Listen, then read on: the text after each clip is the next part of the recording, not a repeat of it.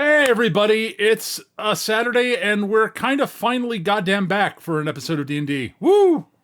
Huzzah! Welcome back. Yeah. Victory for New York side. Yes. So when we left off, you guys were in the the ground level part of the ruined fort that looks like it's the top of the labyrinth you've decided you want to explore. Yes. Why don't we, before we get further, why don't we all reintroduce ourselves? Because it's been a while. It's been a significant amount of time. So I think it might be a good idea. We'll just go, I guess we'll just go Ash, then Nick, then Eric, sure, whatever. Okay. This is Ash. I am playing Virgil, and he is a tiny little rat guy who's out here to try to get honor and fortune for his family. All right. I am playing Corbin Lightfoot. This is Nick talking.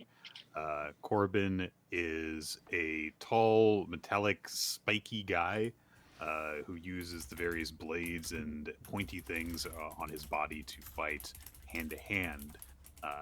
In mechanical terms, he is part of the Bladeling race, although he doesn't really know that. His origins are unknown to him. He was raised by a family of halflings, and he has come to the Labyrinth to see if maybe this is where he originated from. I'm Eric. I'm playing Grishnak Halfgren, who's an orc fighter, and therefore the best because he's an orc. There you go. Grishnak's was a mercenary, retired, found out he sucks at farming, and now he's becoming an adventurer because it sounds like more fun. I mean, fair. To each their own, you know. Right. I mean, It's like, yes. You after being a mercenary, you retire to become a farmer. Yes, that's the thing you do. Yeah. A, this is boring. what B, I'm I'm supposed to do. terrible at it. What's this whole adventurer thing? All All right. my neighbors are elves, and they just don't know how to party. They all have things like rules and don't punch people and stop putting things in your mouth to see if they fit. It's just very boring. All right. If you didn't want me to eat grandma's ashes, you shouldn't have left them on the on the buffet table. At any rate, so you guys are investigating one of the labyrinths of this world. A brand new one that's been recently discovered. Hooray! You are you are among the first to enter the area of it. You did see, I think you did spot a couple of kobold corpses lying around somewhere, if I remember correctly. yes, there were a bunch of dead people out in the area. So you do know that there's apparently a kobold tribe, an entire kobold tribe that is planning on taking the labyrinth for themselves. Which, honestly, is not the worst plan you've heard. It's like, yes, these are dangerous, horrible places, but like, you know, if you're losing too many people, clearly not using enough numbers. Yeah. Zap Brannigan is a hero. as the Stop Ukraine playing, you war, cowards. as the Ukraine war has, done, it has justified that combat strategy. So Jack Brennigan was correct. All right, so I'm going to look back at the surface map here. We'll shift to the surface map page. You guys are currently on a combat map. I'll move you over here. Boom. There we go. All right, so if I recall correctly, you guys were exploring this building down here. Yes. Yeah. Yes. I also have that memory. All right, so you have investigated the place. There is the moat is filled with some sort of pale green ichor gack that you're not entirely sure what it is, but it is unpleasant, and you have found there's a bunch of undead in here. Some which seem a little bit not just strictly necromantic. Right. The famine hounds, the houndy things seem Yeah. more plague-like than necromantic undead.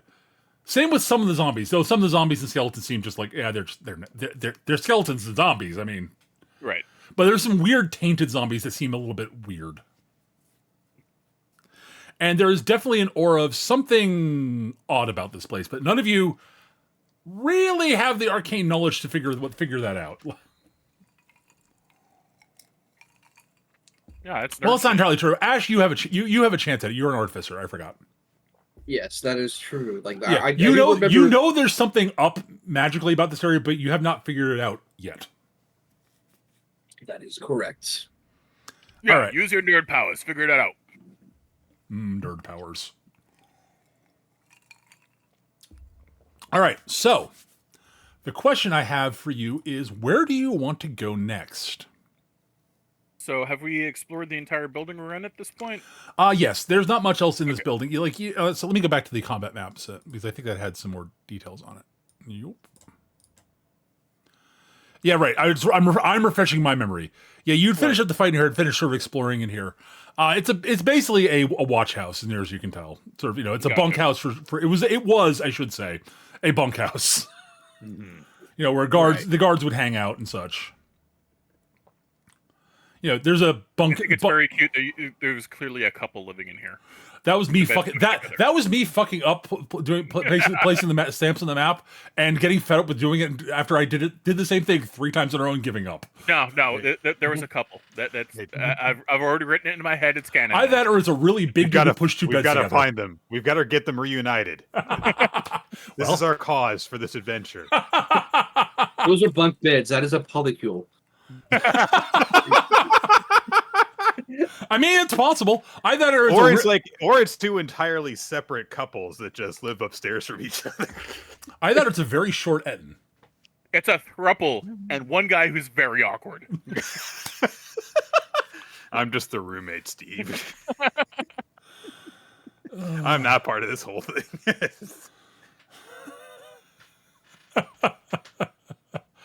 All right. So yeah, you have not found much else of interest in here. The problem is that a lot of the stuff that you would normally consider kind of maybe this might be interesting loot is kind of garbage now. Right. Things are broken, and I will also you know what I will say. Actually, you know what, Ash? Yes. Is anyone here trained in history?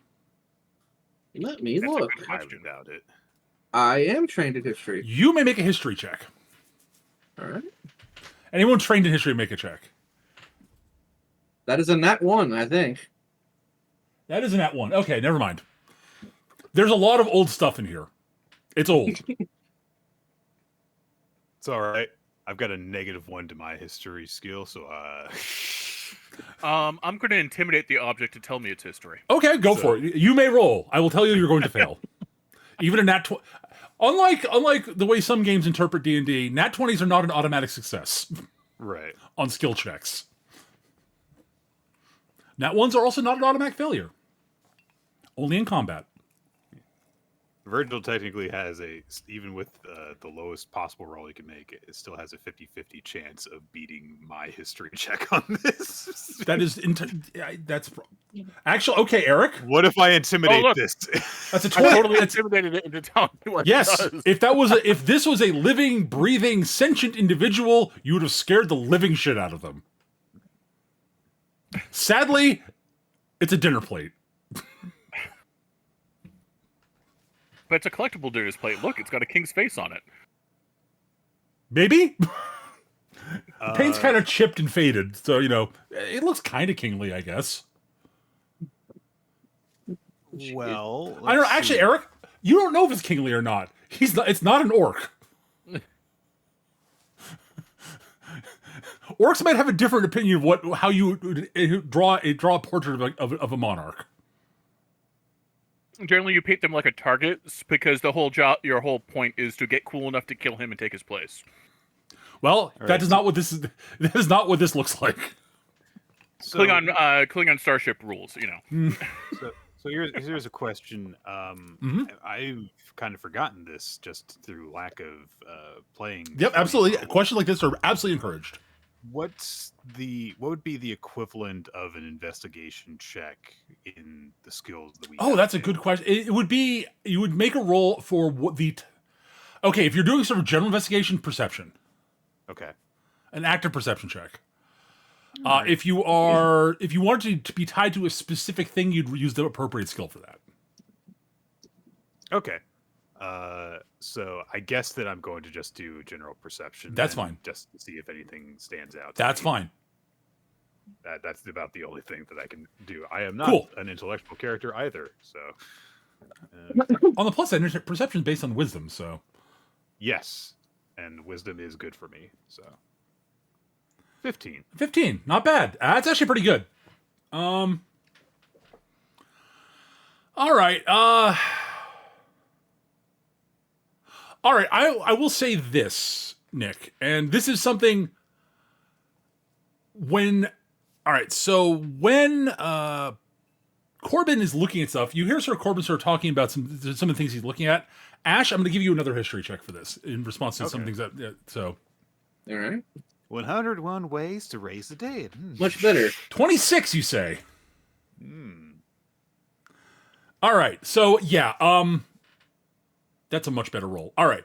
Yeah. So you hear Corbin start looking at various things, picking like various bits of things up and going, "Oh, that's a very nice looking. That's a decent looking sword, etc." And he's describing all the stuff, and like this gets you looking at the things again, Ash. And between the two of you, realize that while everything here is clearly very old, the stuff you're seeing here is probably not actually old enough to belong to the era when the catastrophe happened.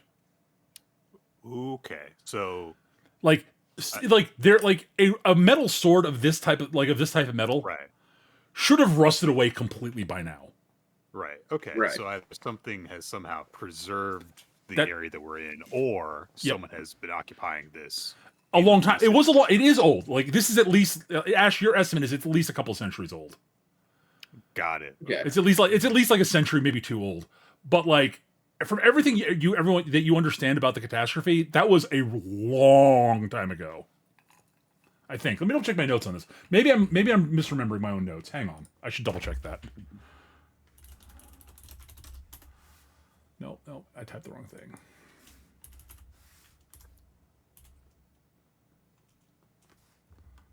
God damn it.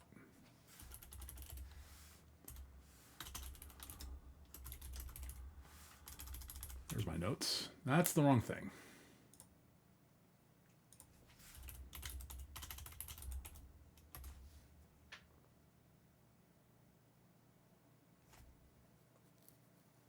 Yeah, right. Like no one knows exactly how long it's been since the catastrophe happened. That's what I thought I remembered. I just want to double check that.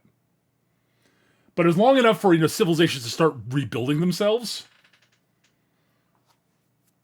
But yeah, it's people only really discovered the labyrinths about a century, at least to everyone to common knowledge. The first labyrinth was discovered about a century or two ago. I think it was a century.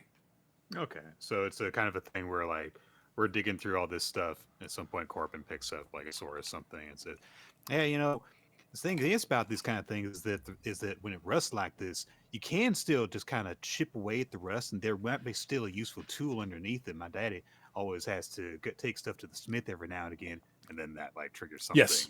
with Virgil. Awesome. Like, right? It's that's not the way that things work after thousands and thousands. Right. It's like that makes sense after after a couple like a century or two maybe. Millennia, not so much. 1,000 years old? Maybe it was a magic sword. But that's a normal sword. It should have rusted away. If you think it's a normal sword, it could just be a really bad magical sword. I guess that's actually Even possible. piece of shit. The balance is all off. That handle's too short. Honestly, it is an okay sort of. It's a short sword. It's not. But you are correct, Eric. It is not a particularly well made one. Like you have known both orc and dwarven smiths who would look at this thing. They turn their noses up at it. Yeah. Hell, elven smiths who would look at this askance. Actually, anyone who called themselves a professional blacksmith would sort of go, oh, "Come on, man." I mean, sure, if you're pumping them out in the hundreds, but Yeah, basically. Like an OK Smith turning out these in mass quantity, this makes sense. These were made in a hurry. Mm-hmm. Actually, yes. Well, that would explain why there's like a barracks here. Like it's like if this stuff isn't as old as the surrounding area, and we're assuming that it's just not preserved by what's going on at the actual labyrinth, then like yeah, somebody probably just used this location as a fortified area, and that was a bad idea. That's entirely possible. Yeah, actually.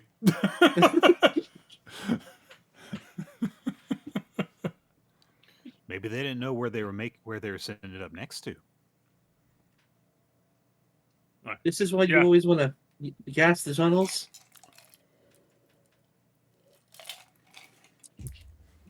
I mean, there's some things that'll work. Never use gas. Always blows back on. That's terrible. Okay. Is there anything else here, Bruce? Not really. Nothing of value or particular interest beyond that. But you did learn something about the area. Yes, we did. All right. Shall we duck back out to? Yeah, I think that we'll move on. Alrighty. All right. So you are out on the main map again. You're down here. Boop. Where do you want to go from there? I do remember that we looked at the two Yes, you did look at those. gatehouses, and we saw that like, yeah, like they'd been like manned at some point, Mhm. and they were fighting there, but like that's not a lot. We know the place is abandoned. Yeah. Like you are certain there. Like if this is there's all evidence this is probably a fortress on top of a labyrinth, but like because labyrinths do one of two things in general. The ones that people have found, either they are large structures that go up, or they are small structures on top, and there's a deep underground complex. The underground complex is the most common of them. There's been one that was a giant tower, basically. That is the one. Hang on, let me double check. Remember the name. Yeah, that is That is where Tharhest is. Tharhest is built around a huge tower. That's the one the wizard was the one who took it over. Right. All right. So my thoughts would be here, like, okay, so we know like the animals are getting into something and it's doing something to them. I doubt that they're drinking from the moat because the moat's, like that's you're not supposed to be able to climb out of the moat. That's usually that is a badly designed moat. Yeah. So like my thought over here is like maybe this like well area here. You can check that out, sure. What I mean, you don't know you don't actually know. You guys have a rough map of the area of the very, very initial scouting that was very cursory. Right. Because someone had to have scouted the area a little bit to figure so you got a rough layout map of the place. Right. So you do know there's a building there that has something that looked well. Nobody went in and looked. They sort of went around, poked their heads indoors, and then ran away. Because they were scouting. Their job was not to get enough information to the surface area to bring back to adventurer types. Yeah, I mean, relatively easy money. Like, go in, get a little bit of information, get out, sell that to everybody coming in. Yes. Who will die. And then you lose their corpses and come back and do it again. What? No, that would never do that. That would be wrong. So if you want to check out that building, you are more than welcome to. That would be my suggestion. Any other suggestions for folks? Yeah, sure. Yep. I mean, sure. That's as good a plan as any. All right. All right. Sure. All right, you'll head over to the area, and Ash, you are in fact correct. That is in fact a well. Okay. All right, so the room. So when you enter the room, what are your passive perceptions, by the way? 18. Passive is... Where is my passive perception at? Okay, it is 18. Okay. Passive, yes. So that's your perception bonus plus 10. It's basically, what if you rolled a 10 on your perception? Okay. 11D100. It's 11. 11. Okay. Not bad. Actually, not bad. Some right, people sitting over here with 18s and shit. Yeah, it's almost like they've got good wisdom and are trained in the skill. Right. All right. So it is definitely a well house. Basically, it's definitely a sort of a building built around the well. I will say a couple of things about the place. First off, the really interesting thing you notice is there are some dead bodies in here, but they seem to be just very dead, not reanimated or anything like that. They're just skeletons on the ground. Whatever cloth they're wearing seems to have rotted away to be indistinguishable. They're wearing very badly damaged and rusted art. Like if the only bits of armor that are left of them are stuff that's metallic, but that's rusting away to a degree. Right. Anything that was organic is gone, basically, at this point. Okay. Do the bones look like they've been gnawed on? No. Oh, that's not a good sign. No, actually. So I will say this. What skill would be appropriate? Anyone who wants to give me a survival check or a nature check can do so. Right. How about a heal check? Heal's also valid, yes. I've got a theory on this, but I don't think it would be something that my character would necessarily know. So, I mean, Virgil was training to be a doctor here. Yep, that's fine. That's why he looked at the bones. Yep. Well, nope. I'm not talking about that necessarily, but right. Nature check. Okay. Okay. Hey, 18. look at that. And I rolled a 7. All right. All right. Grishnak, I'm going to go with you first because you have nature's a lower DC for this than heal. I'm going to say that. It is pretty clear. Like the bones are, I will say this, like both of you notice the bones are actually like remarkably clean, but have not been like they don't look like they've been gnawed on by like predators or anything like that. And but the thing that Grishnak you do notice is,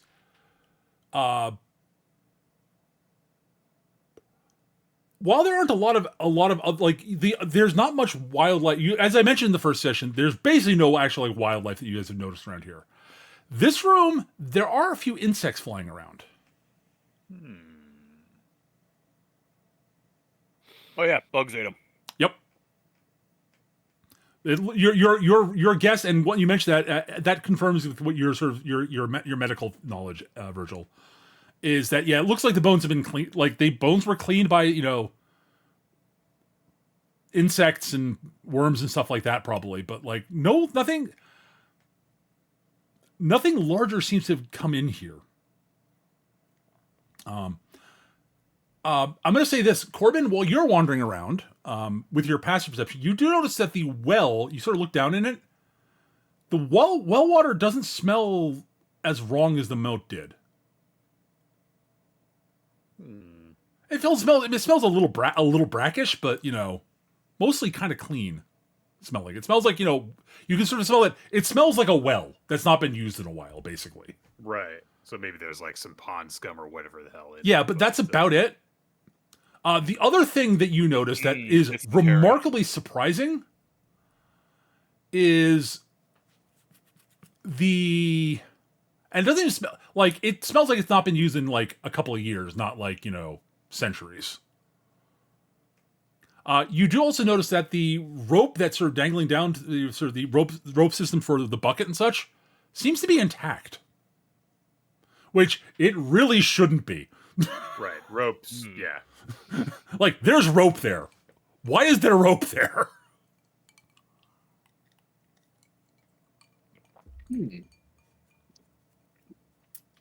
Does it look like a so does the setup there, like for the entire like well, look like it's been replaced, or did they just like put rope on the existing? It looks like it doesn't look like it's been replaced. No, I mean, all right. Honestly, everyone can give me. maybe Dungeoneering? A dungeon. Basically, any sort of info skill you think might be applicable, you can give me a roll on that. Okay. Any info skill? That's clearly an information skill. Not as such. I mean, I can do history, but if you want to climb up probably... and look down at things from somewhere, that's a valid check. Give you a different view. That's fine. No, I'll give Dungeoneering. That seems like the most logical one. Or I just roll that. Nice roll, man. Good. That's a good roll. That's a very good roll. All right. All right. Actually, the two of you, as you're looking at this thing, it is very clearly, it looks like it's sort of in part with the rest of the design of the well seems on par with the rest of the buildings, except it's in much better condition. And Eric, you rolled well enough to sort of get a feel for. There's something more sort of less, like a lot of the buildings around here seem very functional. This one seems a bit more ornate. Oh. Okay. There are a number of skills that could be. It's clearly Dwarven made because it's all Art Deco instead of Art Nouveau. I will say, anyone who if Krishnak points this out, anyone can make a history or religion check if they would like. Oh boy. Okay. Yeah, this place is a wee bit more fancy than the others. Mm-hmm. I'm not going to bother rolling. That's fine.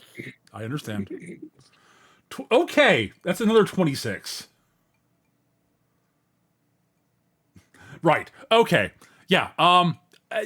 Ash, Virgil is 100% certain this is a ceremonial well of some sort. Okay. It definitely has religious connotations to it. If you want to use your Arcana skill to see if you can identify anything about it, you may do so now also. All right, let's try. See that try. Basically, using Arcana to cast sort of a very minor sort of cantrip of. There's definitely some sort of very, very faint at this point, but there's definitely to it some sort of divine magic about the place. Okay, so this may have been like this. Maybe it's at a the gut feeling, temple, this has been at least consecrated. Yeah. Okay. And it is still radiating some sort of level of consecration to this day. All right, that makes sense. So like, that would suggest. So Virgil's just kind of like mulling things over. He's like, okay. Now, one other note: you do not recognize any of the religious figures on the that are depicted on the well. I was gonna say, like, which gods are these? Are they still worshipped? Are they dead? Are they? I mean, they could be a different depiction of current gods, or they may be different gods. Who knows? They're not ones. They're not any that any of you recognize. I'll put it that way. I mean, with my religion of 0, I wouldn't. So no, but I'm just saying that you are familiar with your whatever personal deity you don't actually follow, because if I remember correctly, you don't. But yeah, Krishnak's. I mean, gods are there. They've got their uses, but you don't really worry yourself with them too much. That's fair. Like denying God's deity's existence in a world like this, kind of not really. It's like an atheist is a little weird. Yeah, denying gods don't exist is kind of like chemtrails or right. Earther kind of level. It's conspiracy level of bullshit. Like, did you hear a Cirrus on the march again? Cirrus, that doesn't exist. You're talking about swamp gas. Like clearly, that was a weather There are people balloon. who might argue that the gods aren't worth worshiping, and that's an entirely different category. Right. But it's like, no, you don't say that they don't exist, because there's physical proof that they do. Yeah, there's empirical evidence that the gods exist in most Dungeons & Dragons universes. Yeah. Oh, no. I'm not an atheist. That's stupid. I'm a heretic. Come on. I am an apostate. Yes. Sir, I'll have you know that I'm not a heretic. I'm a heathen. I don't acknowledge the divinity of your god in the first place. All right, so there is a well of water that's probably not actually that bad. Yeah. I'm going to take out like a panel of wood. Okay. and I'm going to use my spikes to kind of carve and like basically sketch out the religious iconography Okay. that we're seeing. Not a bad idea. I like it. Someone who knows better than us might want to see this. Thumbs Virgil up. nods approvingly. He's like, well, yes, this could be valuable information for somebody out there. No one else is gonna do it, huh? Yeah. All right. I test the water. Okay, you pull a bucket. I pull a bucket.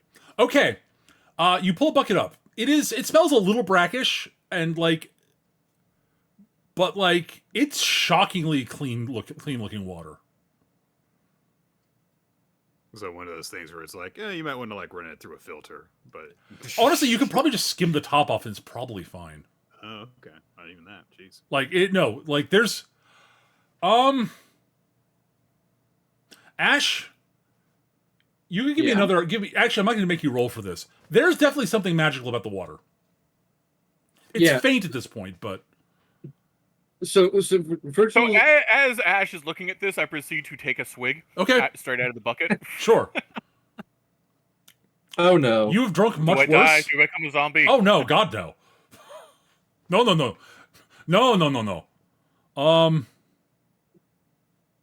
Honestly, what I'm trying to think what the effect of drinking badly sort of weakened holy water would be. That's basically what you've just done. Basically, you're not undead, so It's got electrolytes. it's kind of If I had a hangover, it would cure it. maybe it has a very faint, slight metallic taste to it. Maybe silver's involved in making silver's involved in making holy water usually. So yeah, it's better water than I'm used to on out in the field, yeah. out in the field. Yeah, It's honestly. This water doesn't have any corpses floating in it. Yeah. No, this is actually pretty good. This literally, if you just skim the top, it's actually probably better water than you've got in your water bottles. Yeah, I'm swapping out the water. Fair enough. Virgil's very much looking at so it. Oh, Virgil, after you can now make an Arcana check to identify it actually properly. Jeez, these rolls. Okay, fine. Yeah. Okay. So this is basically very weak holy water. So you could use it as holy water. It probably won't do a lot to undead, but if you were desperate, maybe. I forget what holy water does in fourth ed. Actually, I'm thinking about it. Hang on, where's my 40? Virgil is definitely looking at this holy water, and he's like, okay, so you saw zombies, and there's an entire well full of holy water here. Clearly, some bad things happened here, involving some opposing forces. All right, so normally, if you were to throw holy water at an undead creature, it is a minor action to throw it. It has it's a short range melee range attack. It targets their reflex. On a hit, it would normally do D10 radiant damage to the undead creature or demon. It will do less. Basically, it will be basically a whatever your light or heavy thrown weapon attack would be, basically. Or if you wanted to, Ash, you could probably jury rig a sort of a way to hang a vial of it on the front of a crossbow bolt for yourself. Yeah, I think. But it will not do D10 damage. Might do like D4. An extra D4, yeah. Virgil is going to take a little bit of it, just in case, just having sanctified water is that's useful later. Honestly, and Grishnak is correct. You're probably better. You might actually be better off replacing your current water supplies with this stuff. Just because it's cleaner, honestly. Yeah, might as well do that. It's a well. Might as well use it as a well. Yeah. So honestly, there is a supply of actually legitimately fresh water in this place that if you need to restock on water, you can do so. Yeah. That also counts as weak holy water. But yeah, it is very, and that is your so the only sort of then it occurs to you that the reason that probably nothing's coming here to gnaw on the bones or anything like that is most things that would seem to be undead, and that they probably seem to be avoiding the place, kind of like, the anti-plague. We're not allowed to say avoid like the plague anymore because gestures vaguely at everything. At any rate, so yes, where do you want to go from here? Actually, you know what? I'm going to save you a little time because you explore a bunch of the other buildings, because most of them don't really have things of note in them, to be honest. There are a couple that do, and we'll assume you get to those at some point. Of note, this tower back here, the staircase sort of goes up to the floor up, and then it breaks down, and then the roof of that building has collapsed in on itself. So there's not really much of anything of interest there, unless you want to spend like hours upon hours digging through very heavy rubble. We'll leave that for the kobolds to do. They like that kind of thing, right? All right. The two main places that you might want to consider exploring that you have not yet are here, unsurprisingly, and back here. Right. Yeah. I'm in fact looking at this what thing about down there? seeing Okay. Yeah. All right. So there's a collapsed floor there that probably a way down into the actual labyrinth. that is entirely possible. Hang on. I need to do something here. You will be getting into an encounter here shortly. I just need to come up with where I'm going to do this on. Okay. You know what? All right, let me just make a new map here. Create a page. All right. So, actually, no, I'm just going to do a quick sort of mapping thing here.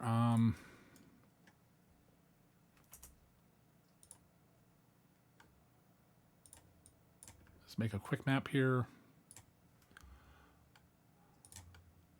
I gotta look back at the area where you guys were. All right.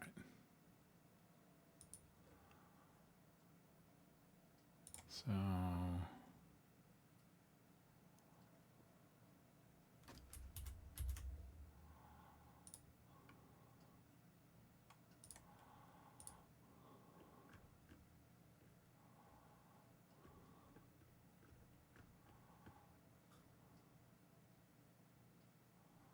What on earth's going on with this thing? Hang on.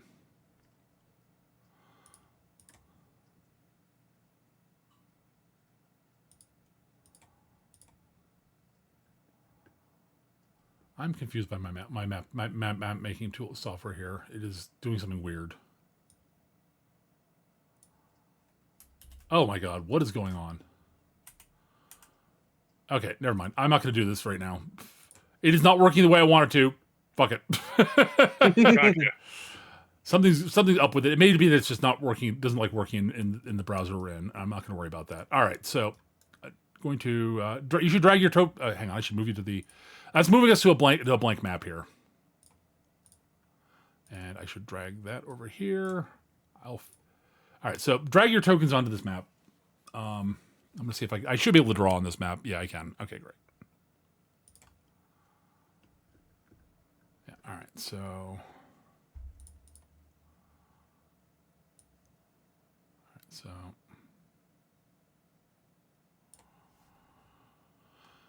all right. It's a really good thing. How do I drag tokens again in this? Go to the journal page. Grab by the text your name and drag it onto the map. There we go. All right. You guys should be sort of a bit further north from there, but I'll just sort of drag you where you guys should. No, that's not what I want to do. I want to have the arrow thing. There we go. So up here-ish, probably.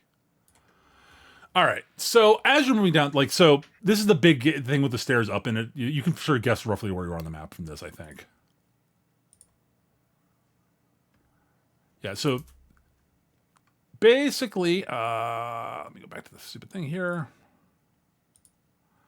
This is the lower part of that big building that on the eastern side. This is the guardhouse you looked in. Down here is the guardhouse you were in before, right? What you notice is as you're coming down there, you hear sort of shambling, groaning noises. Hang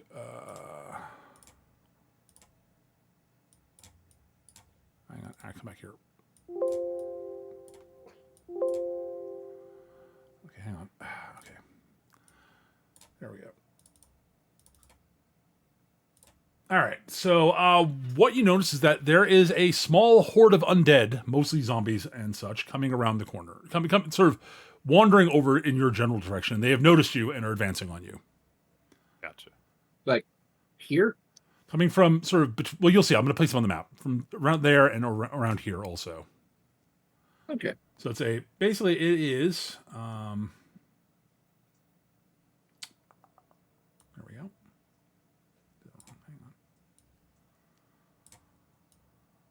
Hang on.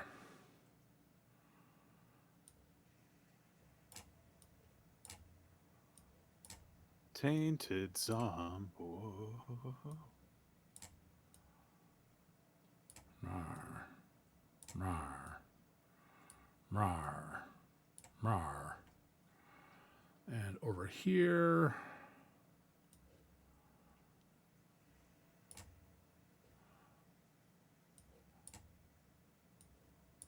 Are you? Nope, don't like those. Nope. They're not there. They're not there. I'm just getting them on the map so I can. All right. And some undead doggos. Basically, there's a group. There's a mini horde of zombies and a largish pack of undead doggos. Right. All right. That's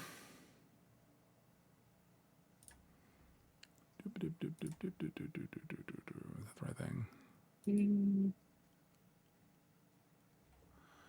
All right. Now I should be able to.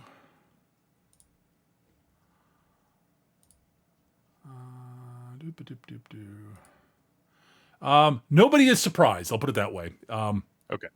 Basically, there are two of you with high passive perception. There is no chance you're going to be surprised by this. Okay. Is there an initiative button on this thing? Hang on. There should be. Right. We should roll initiative. There it is. Yep. Okay. Where did I put my full character sheet? Is it in? Oh right. I need to click on my token before I can do that.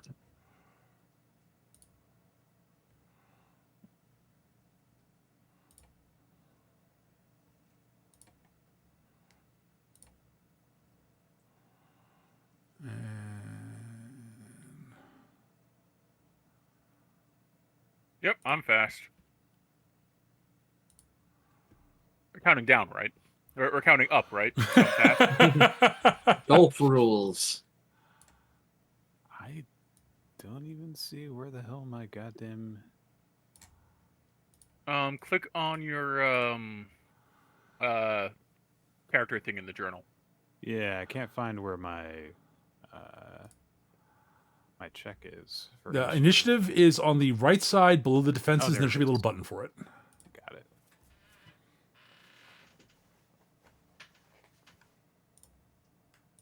Okay, that'll work. Rawr! Okay, where's the character builder? You guys are so screwed. You're going so late in the initiative. Okay. Once Corbin's rolled, all right, great. And then we're going to sort. Corbin is first. Okay, I need to actually pull open all the descriptions of my powers and stuff to figure out which burst thing is the best to use right That now. is fine. Right. Okay, let's see here. I grab a token. Hang on.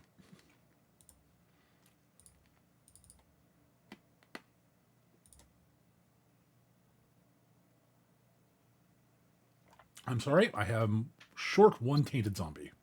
4, 5, 6.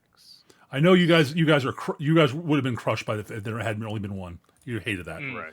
Therefore, I'm making sure that both the Tainted Zombies are there.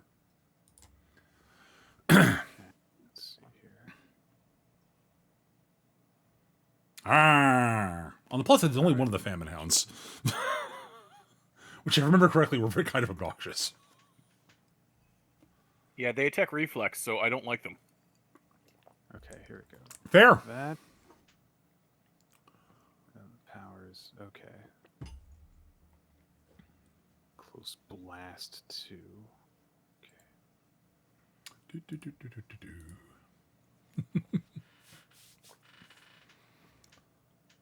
Okay. Close blast 2. Oh, I didn't actually hit. I'm an idiot. Oh, that's a terrible formation for a close blast 2. Jeez.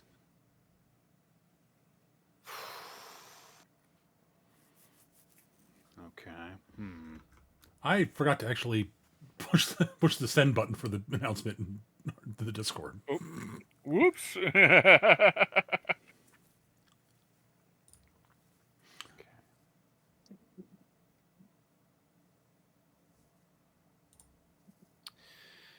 Okay. That was a whoopsie on my part. Not a major problem, just sort of like, oops. 1, 2, 3, 4, 5, 6. Okay. All right. That's not so bad. So I will go 1, 2, 3, 4, 5, and then 6. Okay. And I will use my at-will power 5 storms. Okay. Cloak burst 1. Sure. On these 2-pack zombies. Okay, those 2-pack zombies. All right. So that is going to be the number of attacks is going to be 2. You make one on each of them. Yep. Yep. So that is a 13 versus reflex and a 23, a nat 20, and a 23 versus reflex. Yeah. Okay. Those are dead zombies. All right. Cool. Boom. Whap whap whap whap whap whap. Thud thud. And I don't have a valid target to use my flurry of blows on, so I'm just going to be done, I think. Okay. Because I use my full movement, and I don't really have a minor action I can use at this point. All right. Cool. The pack zombies rolled astonishingly well for zombies. Mm-hmm. All right. Let me double check what they can. Let me double check what they do. I think I remember it. It's not very. I remember that it's not. I seem to remember it's not very complicated. Oh, right. They have that. Okay. Kind of irrelevant right now, though. All right. Cool. All right. So,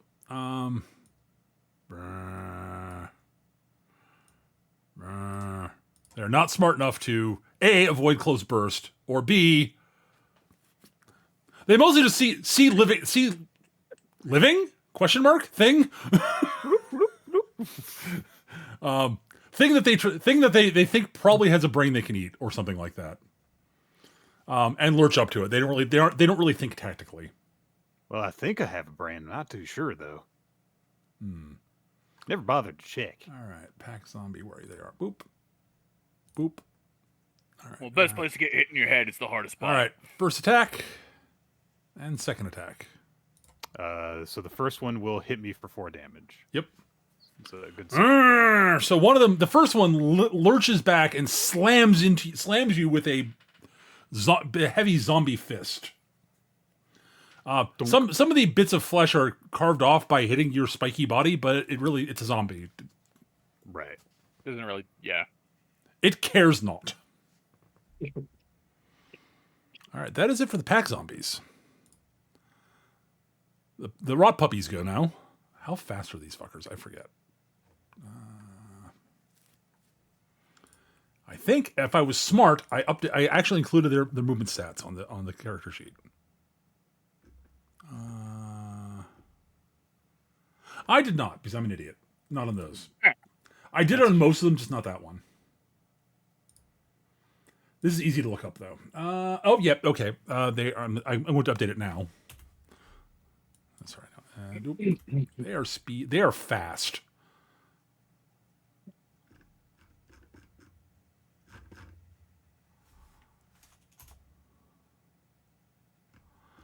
All right. 1, 2, 3, 4, 5, 6, 7, 8. Oh dear. Nope, 2, don't like 3, it. 4, 5, 6, 7, 8. They are kind of the fast.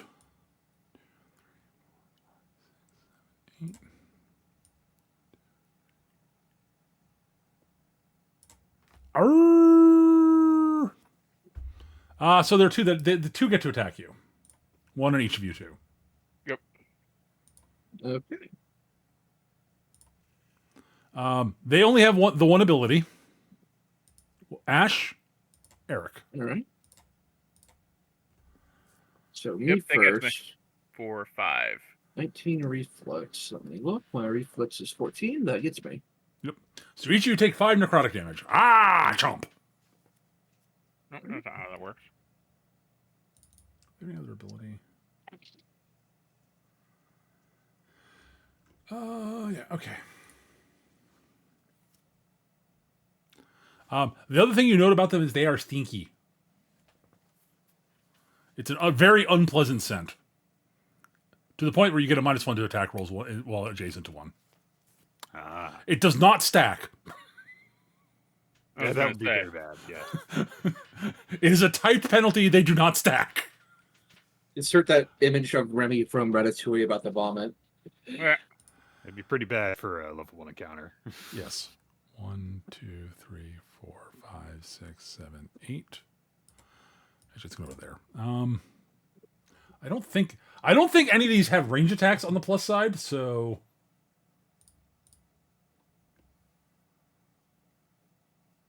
nope.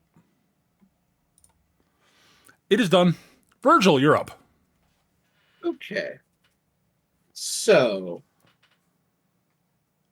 Krishnak, do you have any way of hitting all of them at once? I Like, you have have a- no AoE attacks, actually. You have no burst. I have no burst as well. Okay, I was thinking about using my punishing eye and just hoping to take them all out at once, but that's going to work. Okay.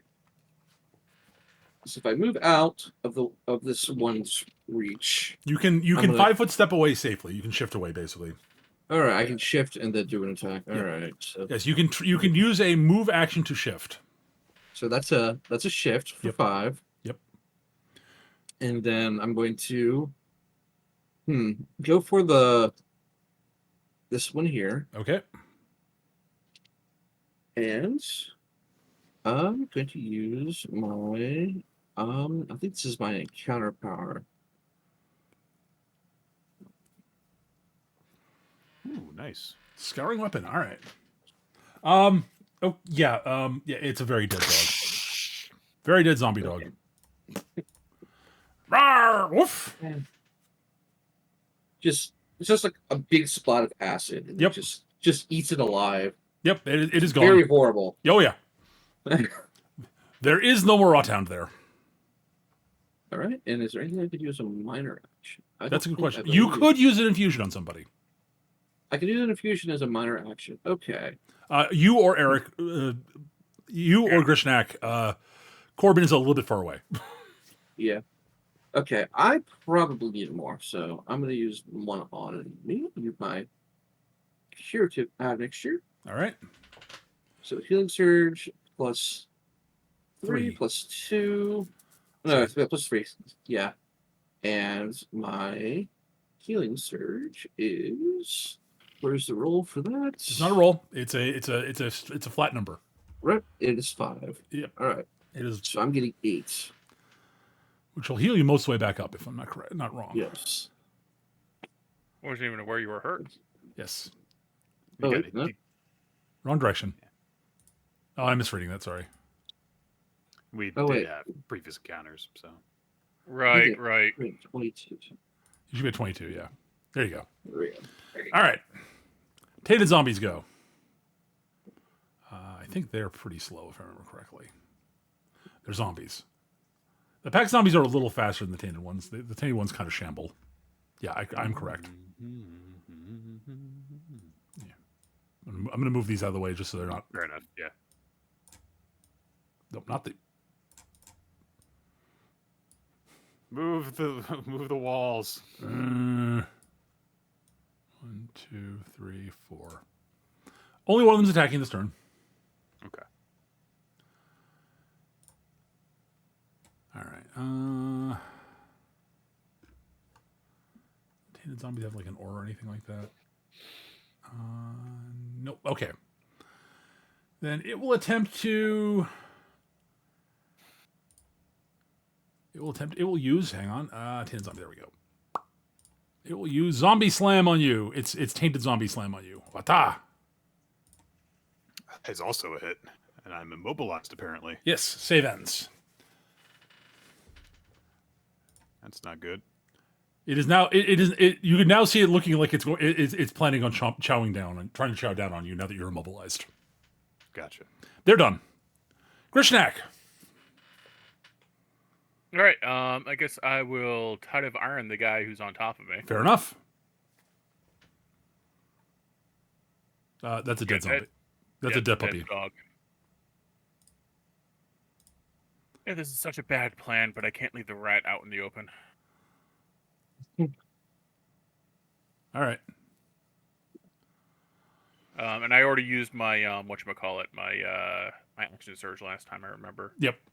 So And can't you do will anything from there, but you will, I can you will, wade in. I believe you will reset it after this encounter, if I remember correctly. Okay. Because it's every two encounters you reset them, if I remember correctly. Gotcha. If my memory serves me correctly, it's every milestone basically, which is 2 encounters. Gotcha. All right, Corbin, you're up. All right. I am going to start off by using my racial encounter power, Ooh, Razor Storm. aha. So this is a close burst ability. Yep. How big a burst? So, that is, it's either 1 or 2. I think it's 1. Let me double check. It is a close burst 1. Each creature within burst. This is a dexterity attack against reflex. So I'll be making 3 targeted attacks Yep. here. So we'll just do this counterclockwise, starting from the left. All right, so the top pack zombie, then the tainted, then the next pack zombie. Got it. Yeah. So hata. 20, 16, and 7. Yes. Okay. So No, that is 23, 7. 20, and 16 for 7 damage. 23, 20, and 16. Oh, yes, those are all much better rolls. Okay. I will go ahead and use my centered flurry of blows as well, which I can do even without using a monk ability. That is fine. I deal 5 damage to the tainted zombie as well. All right.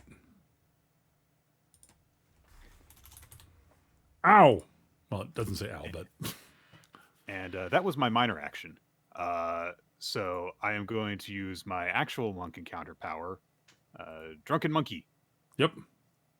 And so I will be attacking this guy's wisdom. Let's see how well this works. What is the move action on it, by the way? It gives me like a bonus against opportunity. Okay, attacks. that's why I just double checking because monk powers are weird. But I can't move anyway. So True. hata. That is a 7 against will defense. Unfortunately, the zombie's will defense is a little bit higher than that.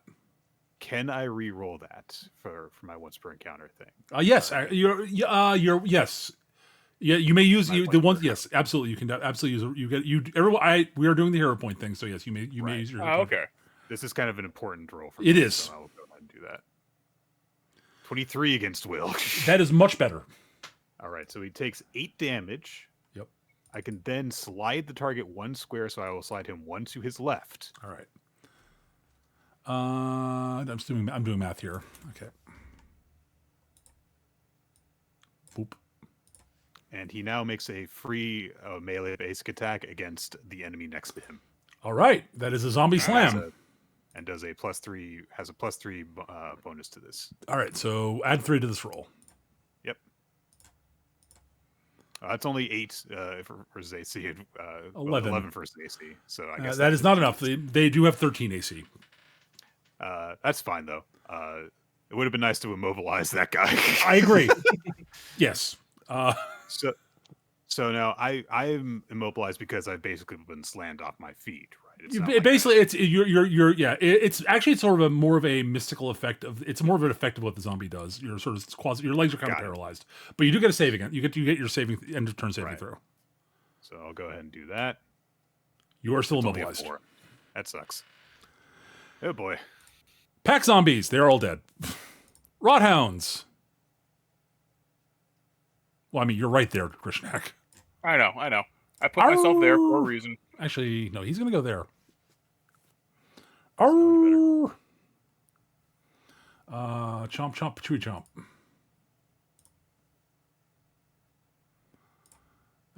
Nash, 1 and 2. Well, the higher damage looks like I missed at least. Yeah. But that's still 4 damage. Ow. And ongoing. Oh, that's the wrong one. That's the wrong zombie dog. I am sorry. Oh, okay. Oh. That is the name. That is the not minion one. I clicked on the wrong thing. We'll take the same rolls. I think we'll just take the Okay. damage. It's whatever yeah. The one that hits anyways and would do 5 necrotic, and that's it. All right. I was like, why is the damage different? Oh, because I rolled the wrong goddamn dog. Mm-hmm. All right. Now the famine hound goes. And it will shift into where it gets combat advantage because these things they're fighting instinctually and they're this is what canines do. All right. Now the famine hound goes. It gets +2 to the attack roll. Oof. Ow. Okay. It has combat advantage, so you're knocked prone. You're on your look at butt. that. Basically, while you're distracted by the dog on the other side, this one comes around and sort of basically tries to hamstring you. The way that the way wolves and dogs hunt. Right. All right, that is it for the dogs. Virgil, All right, you're stacked. Do you want a shot? Yes, whatever that shot is. Unless it's like a Alright. bullet. I don't want a bullet. Oh no, he's gonna get you with some of my sweet healing juice. So use one of your healing surges though. That's fine. I got a bucket of them. All right, so whatever it is, +3. it doesn't. You don't spend your. Remember, you don't spend your healing surges in combat with Ash's stuff. You spend you spend surges to recharge them during a short rest. Yes. Okay. Ah, So if you get the healing surge value +3. And Right. any character can use healing surge to replenish the. Anybody can refresh Ash's stuff. That's the really cool thing about artificers in 4E. forgot that was a thing. Yep. But it's balanced out because you can only use 2 of them in a combat because you can't replenish them during combat. Well, 2 of them are Right. long rests. Hmm? So I make two healing infusions at the end of an extended rest. You get two. You do get two. Yes, you get two you get free 2 ones for every free, long rest. yeah. Yes. Oh, okay, and I can make more. All right, I got you. We can replenish them during short rests. Okay. Yeah, the admixtures are great. All right, so yes, you are feeling better. That is your minor action. Ash, what is your standard action going to be? My standard action will be to. Let's see. I'm going to go for the. Actually, I'm gonna. There's no point in moving. Actually. So yeah, go for the famine hound, Okay. and I'm going to use magic weapon. That will unfortunately miss. Yes, unfortunately. Yeah, we need to start rolling better. All right. Tainted zombies. Or I guess more specifically, these things need to stop rolling well. Yeah. Use up all those good rolls for those skill checks. Actually, 1, 2, 3, 4. Rawr. Rawr. That one's annoyed. It's going to try to bite you, Corbin. Okay. Where are you? There you are, Tainted zombie. Please miss. I would like you to miss. That would be very nice. You didn't do what I wanted you to. Why am I no longer immobilized? Interesting. Yes. Well, no, the bite attack basically breaks you free of your paralysis. Oh, God. Really hurts, though. It does. I am very bloodied. Yes. You may want to second wind at some point. Well, I mean, if this thing will stop attacking me. Second wind's not. I don't believe it's a standard action. I think second wind's a minor action, isn't it? I can't recall.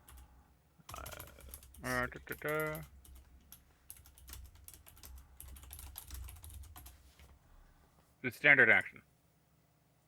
Standard action, right. Dwarves can do it as a minor action. That's what it is.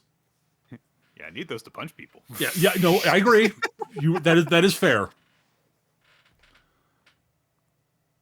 All right, tainted zombies are done. Grishnak. All right. Well,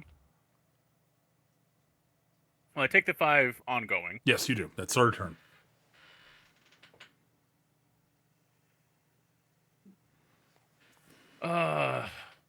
That's a problem. So I stand up. Yep. That's your move action. And I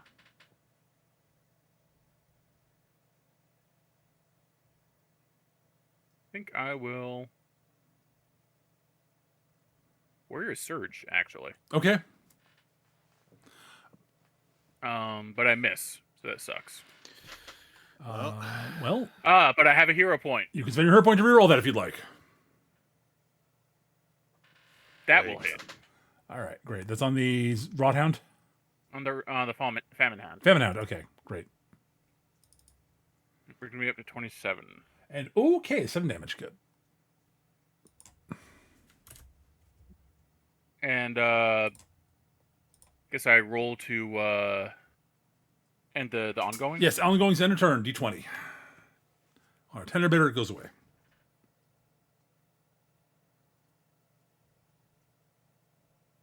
You are no longer Aha. you are no longer necrotic. No longer bleeding all over the place. Yeah. Corbin. All right, let's see here. This is how it So feels. I'm no longer immobilized, so that's nice.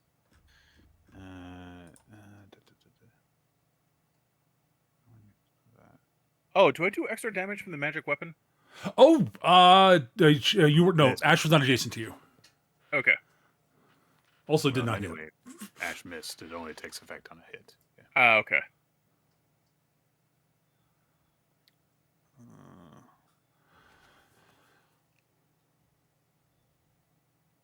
Oh.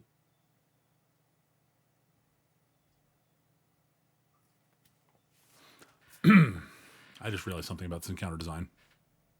Mm. I might have planned this for a party of 4. Yeah, it seems like a bit much, honestly. No. It was planned for a party of 4.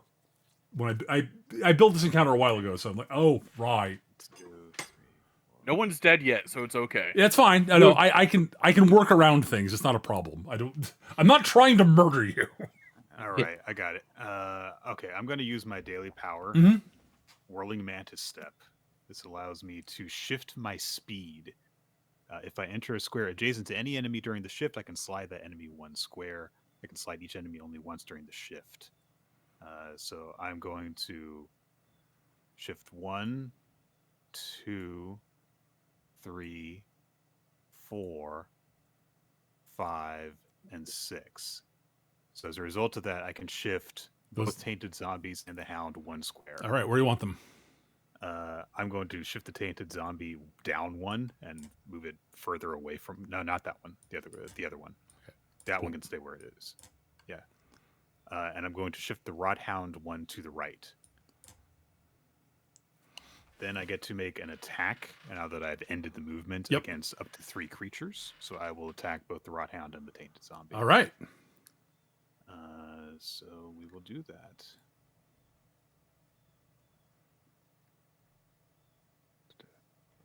So Very we'll just, nice. we'll just do left to right. Yep, fine. On this. 2 targets. Yeah. All right. Oh my god. Okay. Well, that's fine though. So I missed the Rot Hound, but I hit the Tainted Zombie. All right. So the target is slowed, save ends, and takes 17 damage. That is a fair amount. I mean, it's It my is- daily power. Yeah. No, that's eminently reasonable. It is badly. It is quote bloodied, end quote. Yeah. And I will use my flurry of blows to attack the Rot Hound. It is dead. Yeah. It has one. It is a minion. It has 1 hit point. Yeah, that's what I figured. So. Yeah, you are actually okay on the miss on that. Actually, I mean, ideally you'd like to do so the extra damage on the tainted zombie, obviously. Right. Right. It would have been nice if I had been able to throw more damage. But on it's it, you had a backup plan for that miss. So, right. Anything else, Corbin? There's nothing I can do with a minor action. Okay. I don't think so, because I already used my racial power. So yeah, I think I'm done. Okay. Pack zombie. They're all dead. They are all dead. You're Rot welcome. hound. There's 1 rot hound left. Yeah.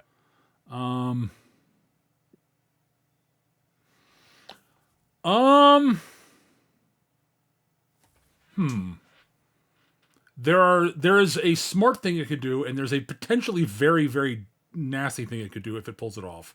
The problem is that there's a very good chance that Grishnak will just end it if it tries to do that. Mm. It's it can just attack Grishnak. That's the quote smart thing to do. Right. It can also try to move to set up a flank attack. The problem is that will trigger an opportunity attack. Yeah. The thing is, it doesn't know that, and it is. But I'm trying to think of what I'm trying to think of what the undead dog would do instinctively, because they're not really critical thinkers. They're undead. Yeah. I mean, they're pack hunters. They're going to try to surround the target and pull it Yeah, down. I think that is a fair idea. So, yep. So it'll shift. It'll move to there. That does not trigger it. It actually, since it's not shifting, you may attack it when it tries to move there. Wait. No, it does not squid. I missed by 1. Oh no! God. I'm sorry, Eric. That's okay. It's not like you rolled bad either. No, it's No. the rot hounds are fairly dodgy for they are dodgy. They're very fragile, but they're dodgy. All right. Are you sure you only wait? Should that only be a +4 to your attack, Eric? That can't be right. Because shouldn't you have a proficiency bonus to your attack on top of your strength Eye bonus? of Iron. Let's take a look. No, Eric rolled a 7. All right. If you mouse Strength over versus it- AC. Oh, you did. Okay. Yeah. I saw just the +4 next to it and thought that was the entire bonus. Okay. So you did actually just roll badly. Okay. Yeah, I did just roll bad. I needed an 8. Yeah. Yeah. Like the odds are good that he was going to hit that. Oh wait, Right, yeah. wait. This is opportunity attack, Eric. Oh no, you can't Tide of Iron this, Eric. No, I was using a Tide of Iron. Right. But you get a bonus to that because it's an opportunity. It's one of your opportunity attacks. You get your wisdom modifier added to it. You're a fighter. Oh, I do. You're a fighter. Oh my Right. God. It does hit, yes. I Thank remember God. I wanted a wisdom bonus specifically for this reason. Yep. Here you go. I was like, wait. I remember how 4th Ed fighters work. Oh my God. They're really good at this shit. It's like, aha, I'll dodge right. No. Okay. Woo. All right, good. I feel less terrible. All right. Well, in that case, the Famine Hound no longer has anybody he can flank with. Right. Well, that's not true. But he's got a target in front of him. Yeah, we were talking about instincts earlier, and I think that's a little bit too smart. Yes. Yeah. Yeah, it could dive up to there, try to go after the badly wounded Corbin, but Right. also it is marked by you currently. I forgot Yeah. Also, it just you attacked it last. yeah, and it just got. We just saw it. Its buddy get its head staved into Yes. my axe. So Famine Hound will just try to bite you. Yarn. Gnash. Oh, my dear God. God. Why would you do that? Well, Why would you do that? I'm sorry. Did I just take 12 You just took necrotic 12. damage there? You did. It just crit you for 12. Yes. Oh, That just jeez. seems very nice. No, it's not very nice. I'm sorry.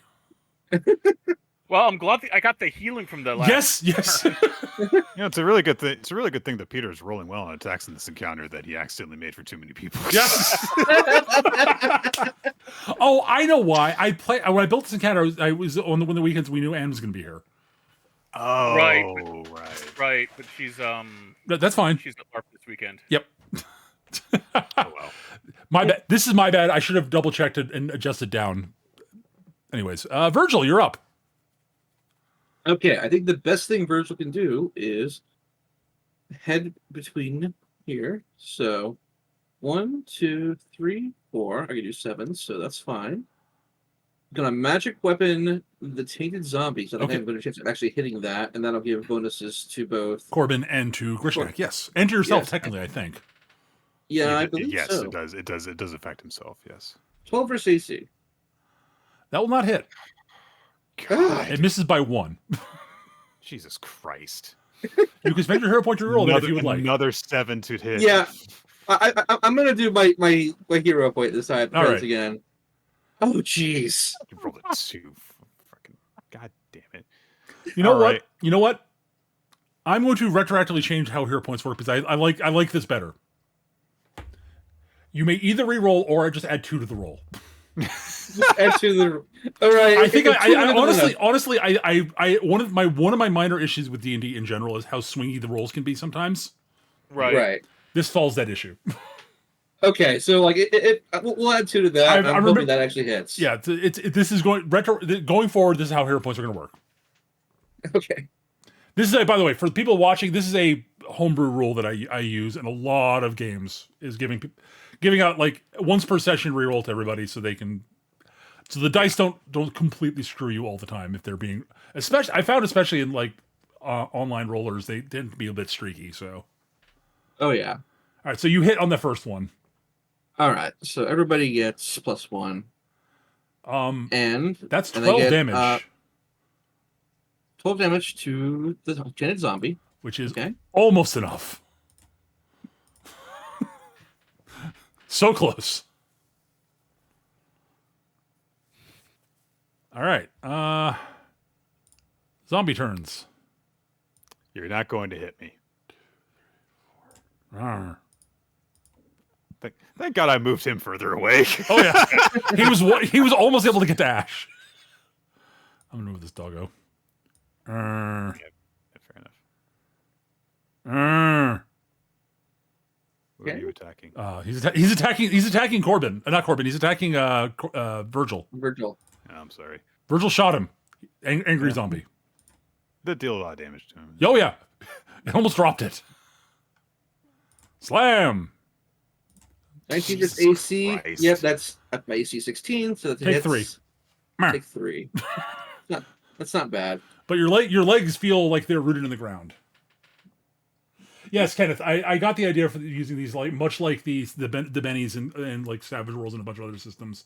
I got the idea for hero points originally from the James Bond 007 role playing game from 1983. That is a system that system-wise was way ahead of its fucking time. Yeah. I just want to point this out. I'm not like upset about this. Yeah. I just want to point it out. You have rolled on your attacks with the tainted zombies against us 15 and up. I know. And on the one attack we got for my drunken monkey, you rolled a 4. I know. Just insane. All right, Grishnak, you're up. Depending on what to do. I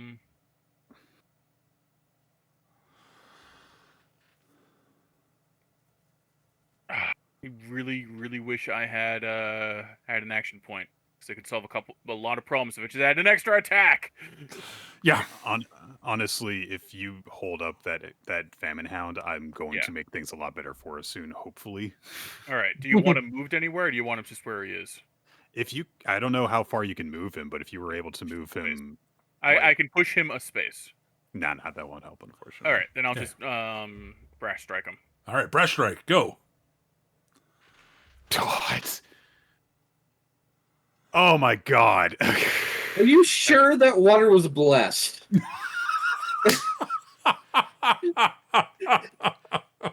It's ridiculous. All right, I'm good.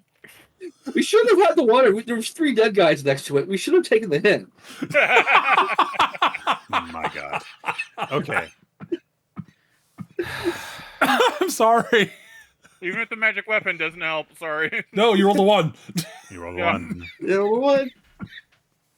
Okay, we'll do this. It's my turn, and we'll do this. I'm going to use my 5 storms ability. Mhm. So the effect of this is that I can shift 2 squares. Yep. So I'm going to shift through Virgil's square and then down 1. Okay. And then I will use the ability for Yep. that. We'll attack top to bottom. Yep. God. D&D dice, man. Attack. All There right. you go. Those are both hits. That's a nat 20. That's a nat 20 against the top one and a 23 against the bottom one. Do you want to apply the nat 20 to the bottom one? Yeah, let's do that. Zombies died of critical hits. I'm just saying, I say for no reason. Yeah, let's kill the bottom one with the critical hit and then use the full 13 damage I rolled on the other one. Yeah. So, all right. Cool. I mean, you had dinner doing that. I overbalanced the encounter. I wouldn't normally do that, but in this case, I overbalanced the encounter unintentionally. So Yeah. All right. So yeah, that takes care of that. okay. Unfortunately, the only problem is I don't have anything I can flurry right now. But oh well. All right. Zombies are done. The Famine Hound's up. I'm bloodied for what that's worth. Yeah. I mean, you also did mark it, so Yep. Yeah. It's gonna go after you because Just in case you get some like bonus versus bloodied whatnot. it does not. It's a little tempting to go after Corbin, but for 2 reasons. One, it gives you a free attack on it. Right. Because it's marked and it would be shifting, and that triggers your ability. Mm. That triggers fightery bullshit. But 2, yeah, no, it's just gonna go after you, Eric. Yep. No, that's fine. Please miss. Well, it didn't crit. On the plus side, it does 5 necrotic to you. And you're ongoing again. Sorry. It's fine. It's gonna be fine. It's okay. Everything's gonna be Jim Dandy. I'm invulnerable. It's okay. How many hit points do you have right now, Eric? 10. Okay, I'm invulnerable. I'm invincible. it's okay. You can take it once. All right, Virgil. All right. I think magic weapon is the best option here against the Famine Hound. That's why I shifted to still be next to you. Yep. Finally. Yay! All right. That's another 6? something- Yep. 6 damage. Something I didn't even consider before was that I was getting a bonus from you. Yeah. Oh yeah.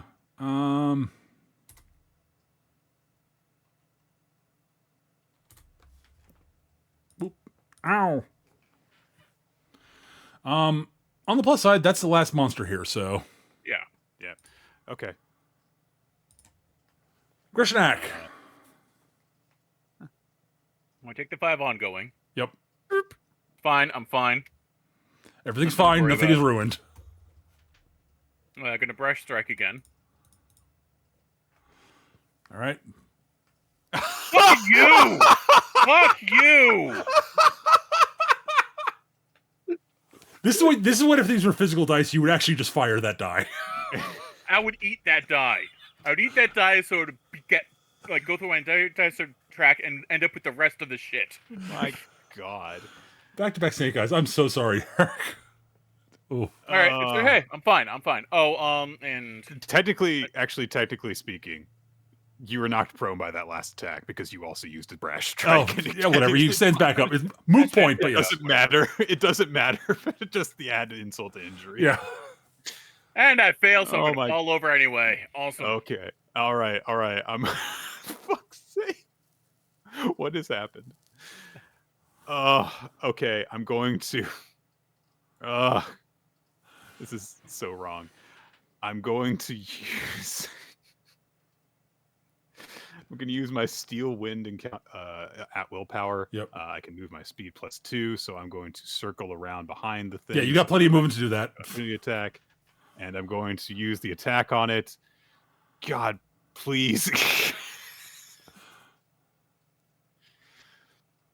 Okay, here we go. You have advantage and +1 to both of those. Yeah, don't roll 1, please. You do not. And you roll good damage. That's excellent. Yeah, Yeah. so that's 12 damage. That's, and that's 15 damage. You get 3 +3 from the magic That's weapon. correct. So so 15 damage, and I also had another 5 damage from my flurry of blows, so a total of 20 damage in this string of attacks. It is down to 5 hit points. It is very bloodied. Jesus Christ.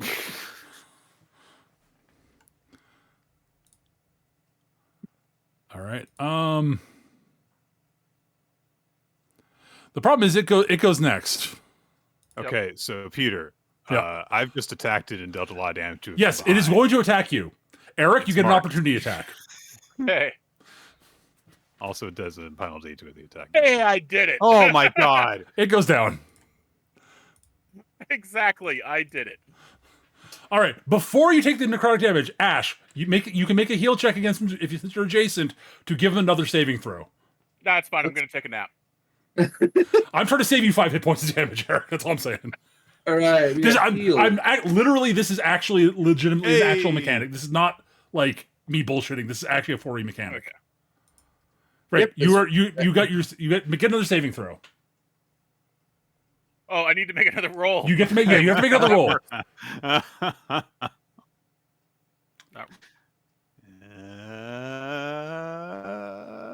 Okay, now you fall Fine. unconscious. I'm just going to take a nap. It's okay. So I actually, don't fall unconscious. It's sort of like unpack my bedroll, lay it out, lie down. so question: when does that roll take place? During your it's a standard action. Okay, so I can do it to. Does he get to make the roll immediately, or basically, does he take damage at the end of his next turn, At or the does start he of take his next damage turn. at the start of the next turn? Okay. Yeah. Now, Alright. I will Yeah, say you're you gonna- guys do have some free healing potions I gave you. Yep. Well, let's do another quick healing check to see if we can just stabilize it before we. Yeah, do no, the you first make a heal check to stabilize him here. Yep. You're going to roll a Right. 1. You are no longer taking ongoing damage because you fell unconscious, Okay. and you are now awake with 1 hit point. No, I'm still sleeping. I'm doing the honk snoo thing. Fine, you're at 1 hit point. You're no longer at 0. Honk snoo. Honk snoo. I Me, me, me, me, me, me. I was about to do the me. Yes. so I'm going to suggest that we bunker up for the night. That is I a think- valid option. I think the safest place might actually be that bunkhouse. We could probably move some of those. Oh, the bunkhouse? Yeah, you could Yeah. probably barricade that pretty well. There's enough stuff to use to barricade the doors and such. Absolutely. And I'm going to, at the end of all of that, I'm going to prop up. I'm going to get the bucket from the blessed well, and I'm going to prop it up on the door. So if something comes through, it gets pseudo holy water dumped on it. Got it. Right. Right. Jeez.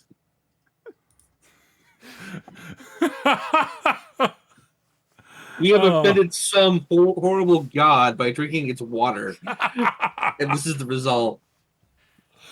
Oh my god! All right, so you're bunked in the bunk room. You're back in the bunk. I'm just going to move to that map because we can. I got that, and all your tokens are on it. So, not that you're going to.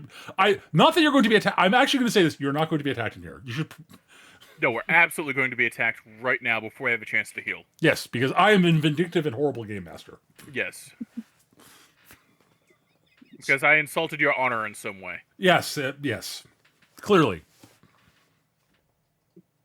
Anywho, you even have really terrible beds you could sleep on if you want to. I don't recommend it. Bed bugs. Just like home.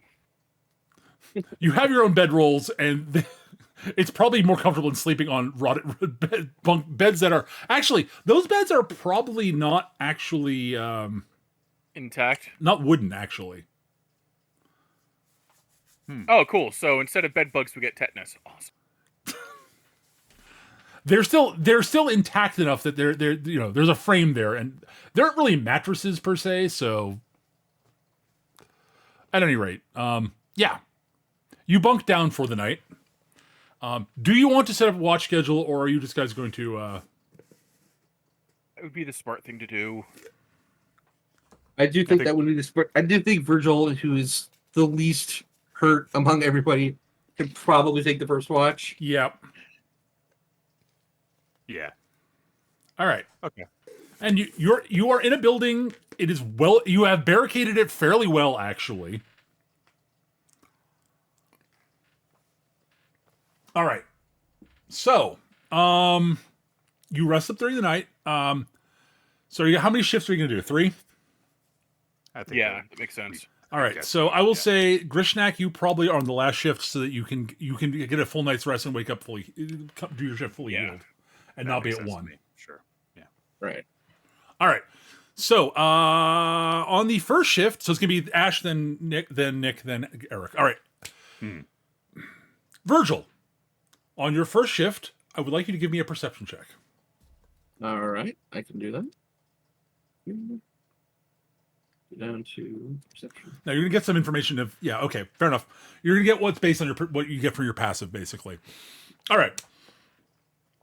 You do hear in the night, like the sound of what is the sound you've come to identify with the zombies sort of dragging their feet across the ground, sort of moving outside. Just all you hear is they're not like groaning or anything, but you hear them sort of dragging footsteps outside, wandering by. And occasionally you hear a thunking noise of something walking into a wall they didn't really know was there. Well, that makes sense. It is the middle of the night. They probably can't see very well. And they're zombies. Yes, Yeah, they may not even have eyes. That's true. some probably don't. Those are the first things usually go. But other than that, nothing of note happens. So, shift 2, Corbin. You may also give me a perception check. All right. Okay, Nat 20. Nat 20. All right. As you're doing things, you also hear the occasional noise of like a zombie wandering by, but you do hear the sound of somewhere off in the distance. What sounds like a fight happening of somewhere off in the distance. You hear the sound it sounds like you can hear sort of some weapons being used off in the distance somewhere, and occasional high pitched yelps that are not the dogs. Eric, you are probably correct. Yes. Actually, it's hard to make it out because it's not nearby. But yeah, it could be some of the kobolds. Okay. But it is not near here, so hooray. And Grishnak, you wake up feeling less terrible. Nah, I'm fine. It's fine. It's just a flesh wound. Go see the pain boy in the morning. They're just like, they're all flesh wounds. You're made out of flesh. All right, Eric. Just staple that back in there and be fine. You may also give me a perception check if you would like for the morning shift. Septatron, where are you? Yes. Fine. All right. With your 11 passive, you do not hear anything in the night during your shift. It is now morning.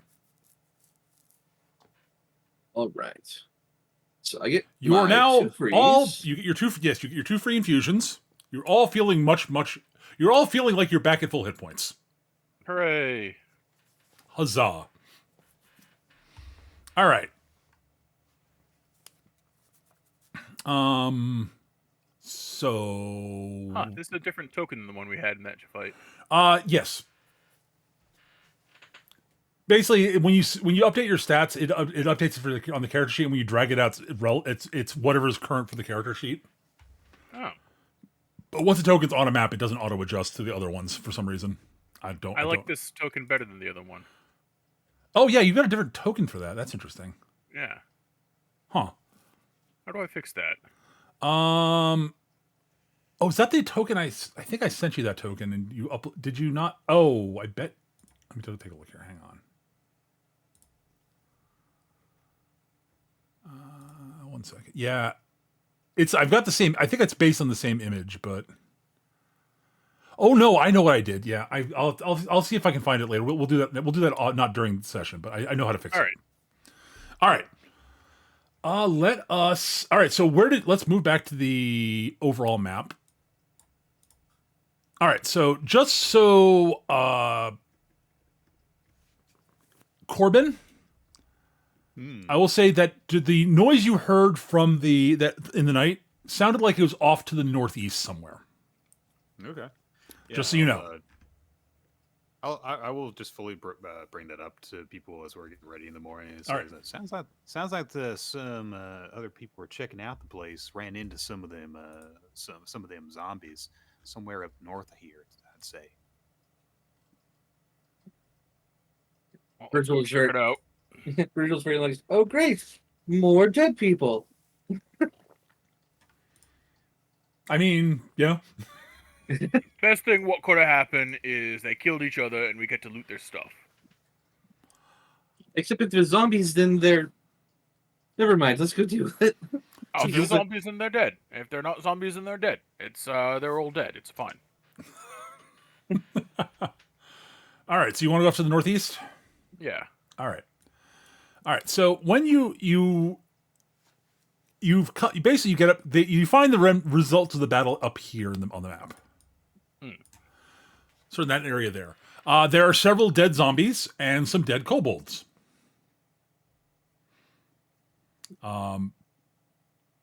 It looks like a small. It looks like a small. It looks like a full sort of kobold scouting party. And there was a large. They got bushwhacked by a horde roughly the size you guys just fought. And they did pretty well, honestly, but they were kind of outnumbered and cornered. Kobolds are dodgy and nimble and are good at getting out of scrapes like that, so it's possible some of them escaped.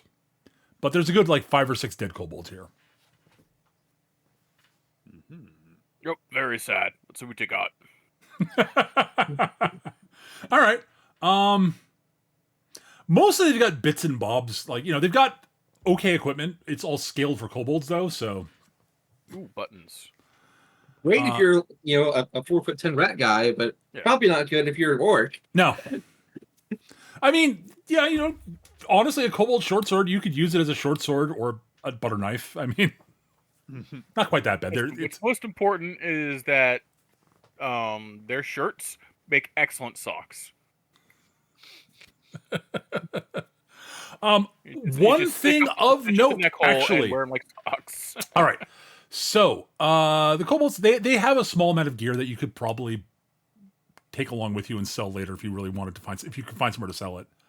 Right. Or you could, one of them has a very prominent, what is pretty clearly sort of a holy symbol for them. It has got sort of a depiction of a large white dragon on it, basically. I think I know what that is, but You're pretty sure it's basically a whole. The kobold is wearing sort of clerical robes, basically. Actually, he's wearing more sort of shamanistic gear, really. that would be a religion roll. If you want to make it, sure. That's pretty good because we're only at +4. Yeah, well, you know enough about kobolds. Yes, depiction. Yeah, depiction. Yes. Kobolds do. A lot of kobolds do end up worshiping dragons as sort of, ancestral deity type things. So that seems to jive. It's basically a holy symbol.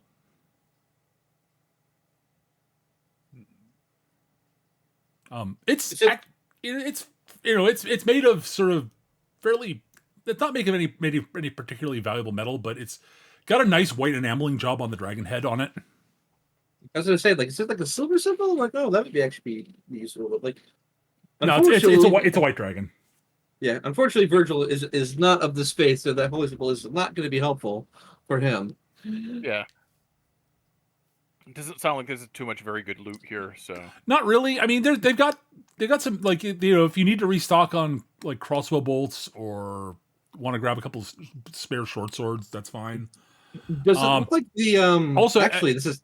Yeah, so I was going to say, anyway, if you want to search the bodies closely, you can all give me a perception check. Yeah, I'm going to do a little crime scene thing here. I'm wondering if it looks like the the kobold actually tried to use their holy symbol to like turn them or something. Maybe. It's hard to tell. It did Crystal not sitting it was here, not like- it was not currently holding in its hand the way like proffering it out. It was just wearing it around its neck. It's on a rope around, it's on a chain around its neck. It's Just what's have gonna say. images of like Virgil sitting here and like setting up like firing lanes and like sketching things out, and Grishnak just picks one up, holds it by the ankles, and shakes it till the money falls out. Yeah, you managed to okay, so of note, you managed to score together about like 5 gold pieces worth of cash off of them in various denominations.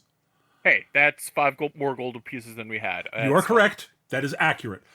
You also do each find you do find on 2 of them small vials filled with what looks like sort of a reddish black liquid.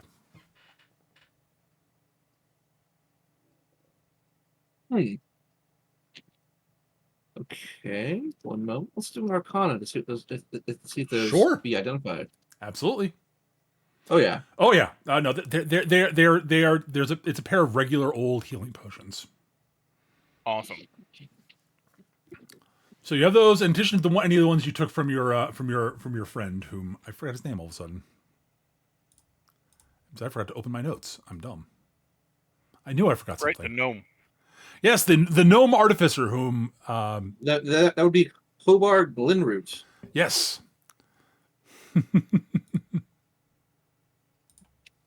I think you two should have those healing potions because Yeah, it'd probably be useful. Yeah. I will take one.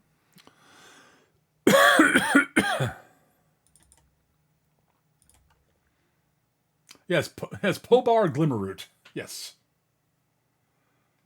The soon-to-be world-famous inventor. Yep. Mr. Glimmerroot's potions are, they should work. He's very confident. And these should work also. They are not the same potion, though. They are... Anywho. So, did you guys want to go down and investigate that room on the south part? Yeah. Okay. Sure. All right. You head down there. Basically, you do see that there is it's part of a watchtower where the staircase should be. There's a big gaping hole in the floor, which leads down to a floor below it, which has a big gaping hole in the floor, which you barely are able to make out in the darkness due to the fact that some of you have dark vision. That there's another big gaping hole in the floor below that. So about how far do you think this is? Well, you sort of can't, after a certain point, you can't see any further, and basically it's a giant gaping hole straight down. And you come to the conclusion you don't want to stand right at the edge because the rock, the stone floor, this seems to be falling apart a bit. I get as close as I dare. Yep. And I drop a bone from one of the things we fought down. Awesome. For it to hit the ground. Sure. You drop the bone.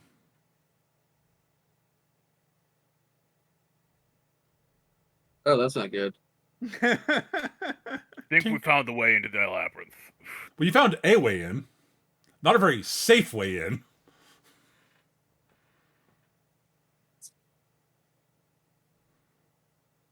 Yeah. Virgil is realizing he's not heard that bone hit the ground, and he's looking. You do eventually hear a very, very faint tinking noise after like a solid minute, basically. Virgil looks at his 50 feet of rope, realizes this is not going to be enough. Well, you might be able to lower it down and swing to the floor. That's totally in good enough shape to carry to have you land on it safely. Yeah.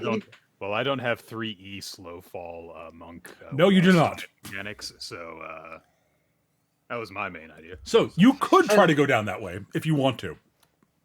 I mean, for Virgil, it's not really a problem because he could just turn into his right for it, but he's not climbing speed there. He could just go down the wall. Listen, But for everybody either else, we make it to the next Wall, floor down, the or we don't, and it's not our problem anymore.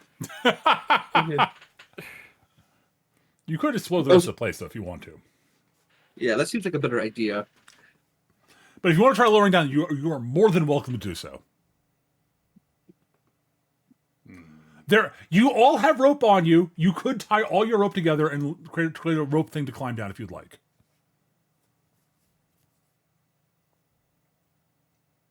Pain in the ass getting back up, though. Yes.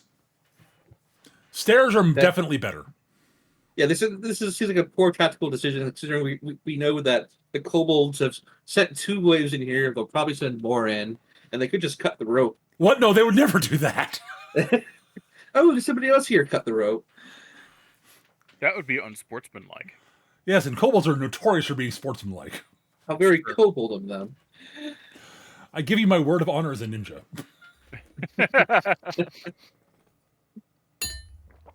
Yeah, Injir's like, not Injir. What? Wrong game. Yeah. Virgil is. We're talking about kobolds. Virgil is like, no, we don't want to go down this hole. The hole may be important later. That's all I'm going to say. Or may not. It may just be a bit of set dressing. Anywho, the last important place you really haven't searched carefully is the big sort of room with the stairs up to it. Yeah, let's check that out. All right. So you head back that way. And let me draw a little quick map for this, because this is going to be unsurprisingly, something of a combat encounter. In that case, I'm going to be right back. That's fine. All right. And let me just delete the old tokens here.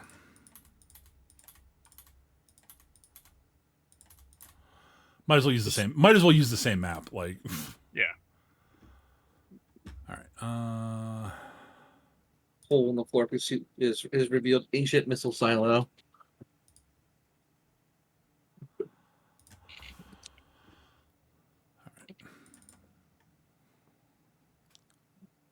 So,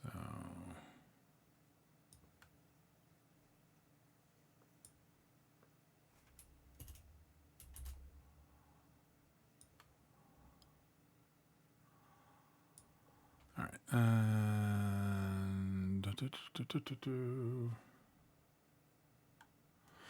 yes, Synonym, yes.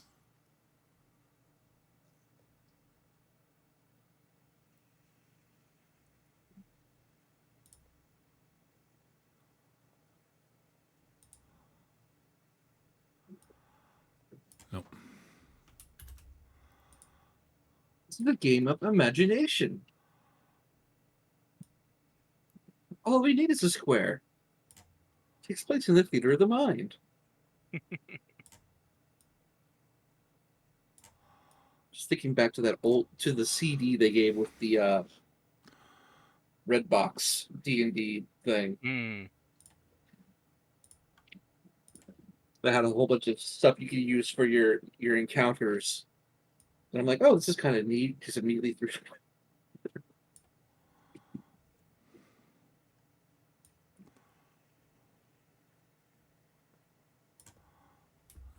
I'll do this here.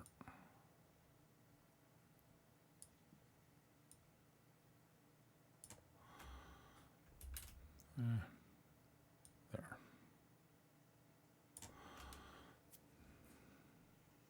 So, nope. Actually, no, that's not what I want. I'm misremembering my counter design for this.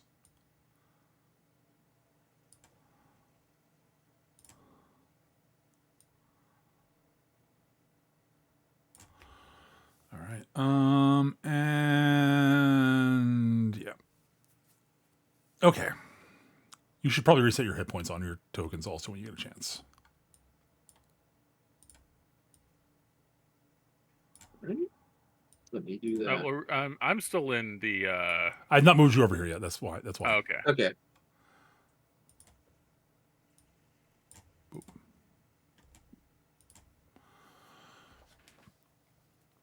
All right. So when Nick is back, we'll I will start giving descriptions, and then I will drag tokens. Then if the fight happens, I will drag tokens onto the map.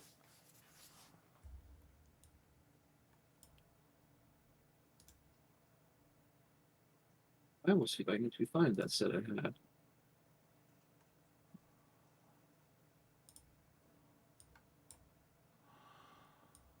Okay, great. There we go. I've now made the drawing on the map layer now. That's good. Excellent. Baha. But yes, there's some little bit of description I will have to give you once Nick gets back before I do anything else happens because yeah. Let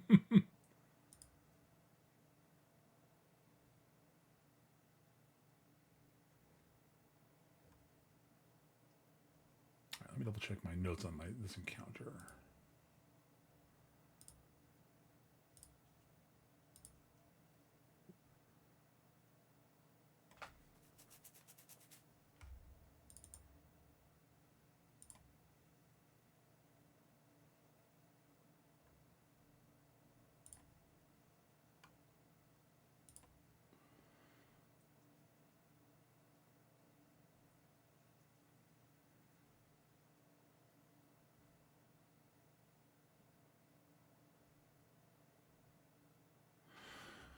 All right.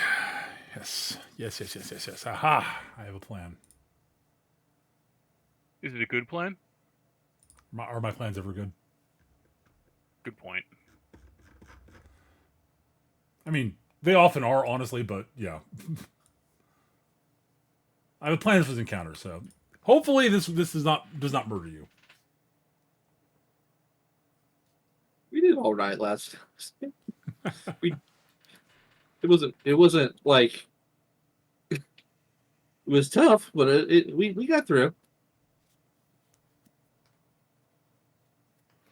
All right. Yeah, let me just double check to make sure I've got things set up here. Yeah, all right.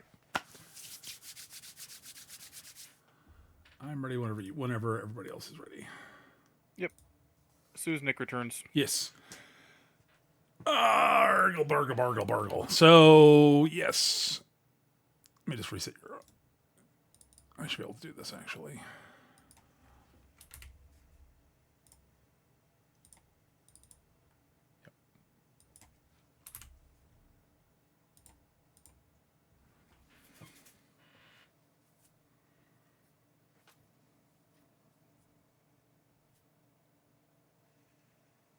SR 1105.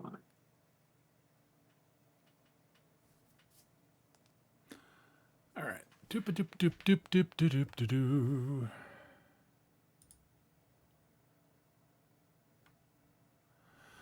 All right. Where's... Whoop, nope. Yata. Yata. Yoto. Yato.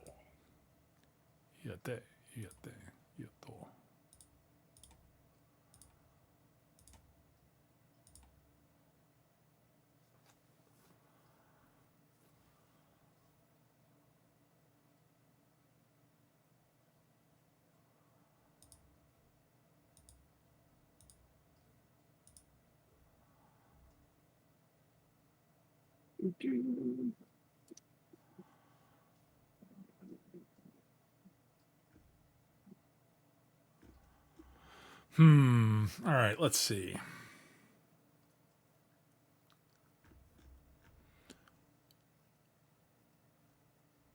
Well, I'm going to fill you guys in a little bit of details, and we can give Nick some of the info when he gets here, just so we don't have a lot of dead air. Fair enough. All right, as you advance into the room, one of the things you do notice that there is, as you get to the door, right, you sort of open you notice the door is actually open this time. It was not open when you walked by here yesterday.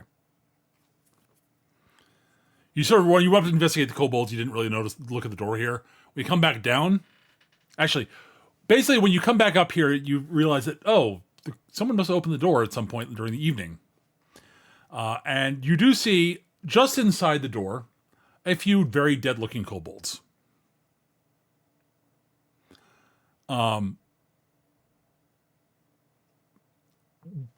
Hang on, I need to double check something here on my notes on these things on something here before I give you actual details on what happened.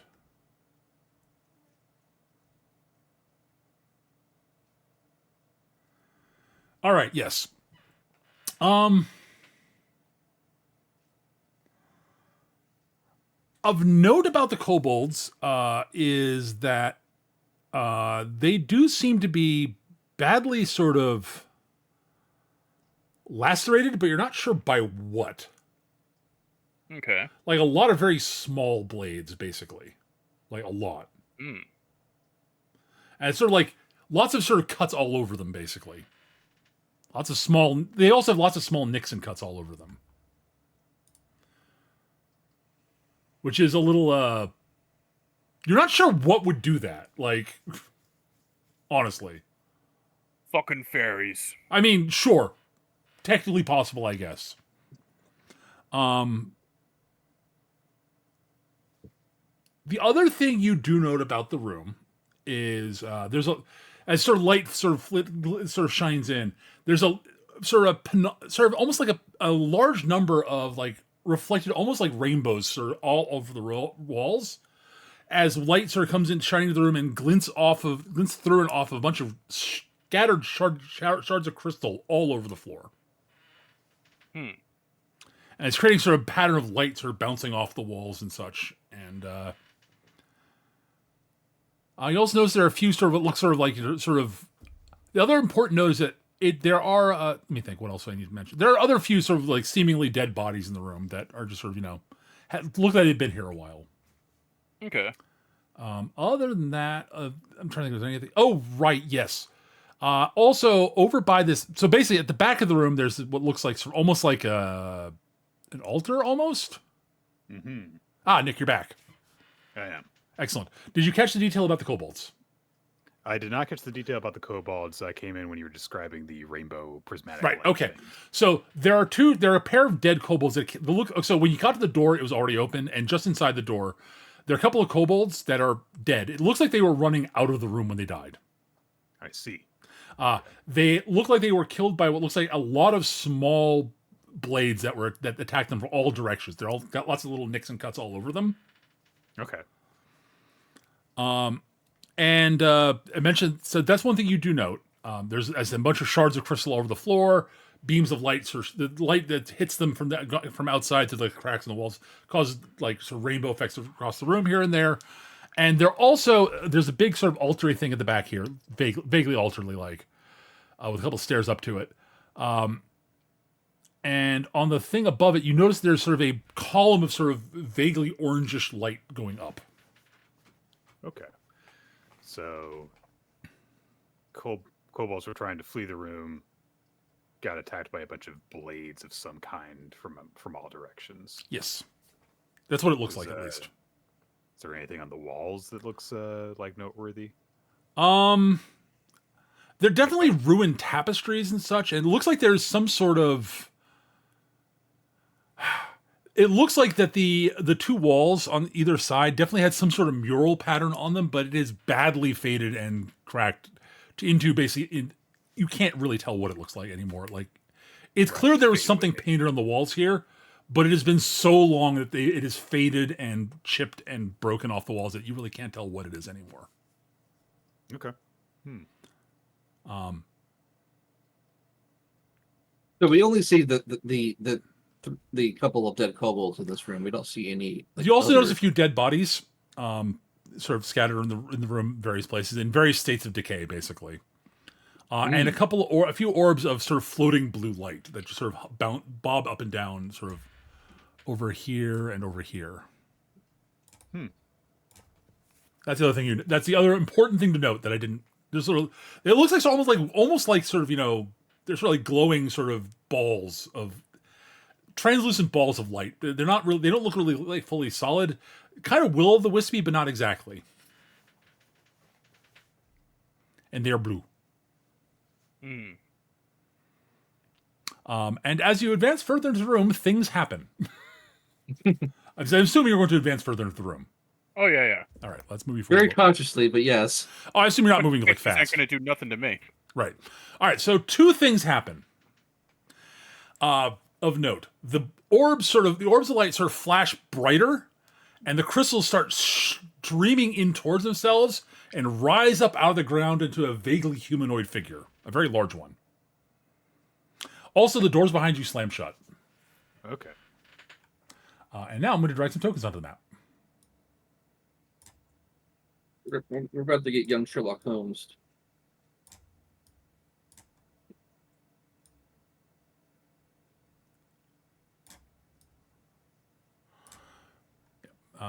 Turns out you didn't notice one's behind you, back here, because you were sort of looking forward, and that is the wrong size. It is large. And everyone should roll initiative, unsurprisingly. Let me get to the initiative tracker and clear it first, though. All right. Now you can roll initiative. Not bad. Hey, look, not terrible. Well done. Oh, hang on. There we go. All right. And all right, yeah, that I remember now. Okay. Okay. And is everyone rolled? Yeah. All right, then we will sort. All right, it is players then baddies currently. Okay. So Corbin, you are first. All right. But yes, the large crystalline golem, sort of humanoid figure, towers up and sort of is definitely moving towards you aggressively. And that energy mote should be there. There we go. Now it's an actual square now. Let's see. I've got a thought, so I'm going to hold my action. Okay. Until and hopefully give Virgil a chance to help us out. Okay, that's totally fair. Not a bad idea. Okay, so should I go or should? Yeah, why don't you go to help us out, and then I'll deal with the boss. All right. So Virgil, of course, goes to stand near his friends, and then he's going to take a pot shot at. Let's say this one down here. Wait, actually, he said, I don't know. Let me. There we go. This one down. okay, you're shooting an energy mode. Got it. Here. Oof. That's a miss. Not great. Unfortunate. Okay. All right. Corbin and Grishnak, you guys can. Yeah. I'm going to go up here. Okay. And use my Steel Wind ability. So this is a Close Blast 2. Okay. So it will catch Energy Mode 1. I just have a certain instinct about this that tells me maybe I shouldn't walk up and punch it. But we'll Okay. see if that's necessary. So let's see how this goes. Sure. Only one target. That is a very good roll. Is 23 against reflex. Yeah, it does explode. You are correct, but kind of. Let me double check its actual rules text. Did I write that? I did not write it there. Oh, I remember where I put it. Hang on. I did not put it in there. I put it over here.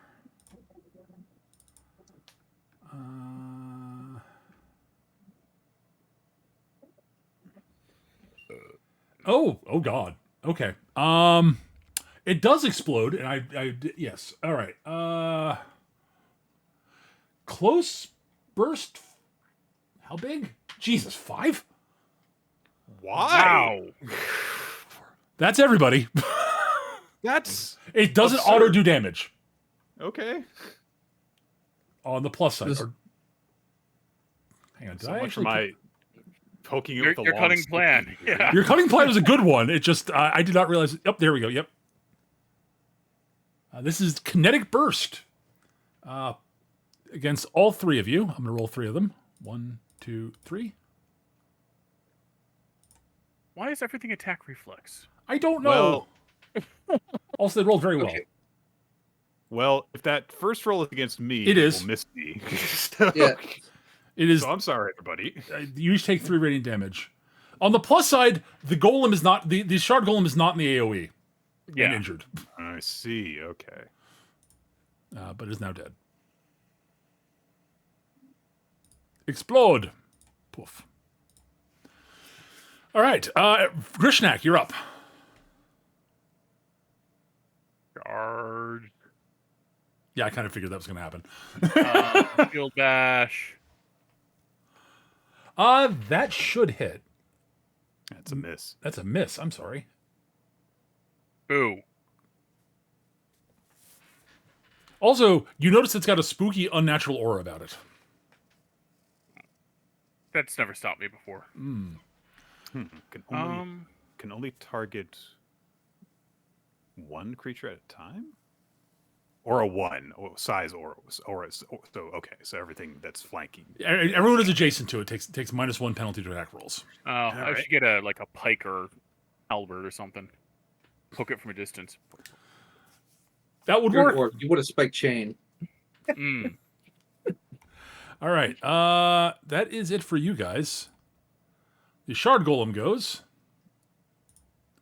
What is the range on its attack? That's what I want to check. No. It might be melee. I forget.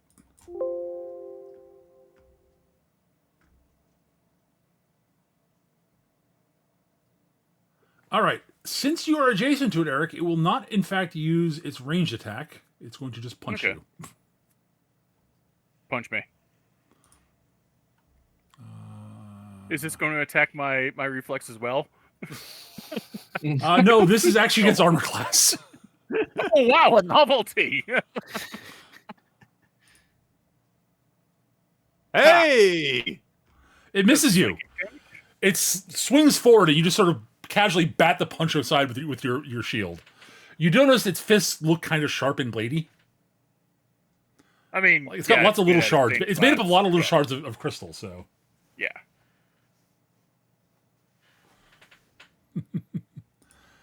That's it for the shard golem. Energy motes. Whoop, whoop, whoop, whoop, whoop, whoop. Interesting. They float. It floats along. We'll check here. Yep, that's where it wants to move to. And it is going to attack Virgil. It fires a beam of energy at you. That's gonna hit. Take 3 radiant damage. Scream! Oh, Pew, pew, pew, pew. Shining laser pointers in your eyes. Basically.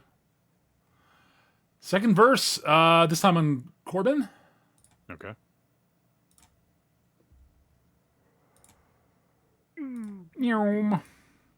That's a miss. It is.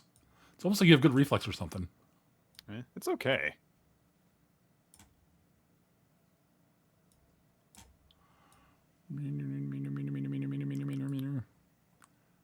Guess who, Eric?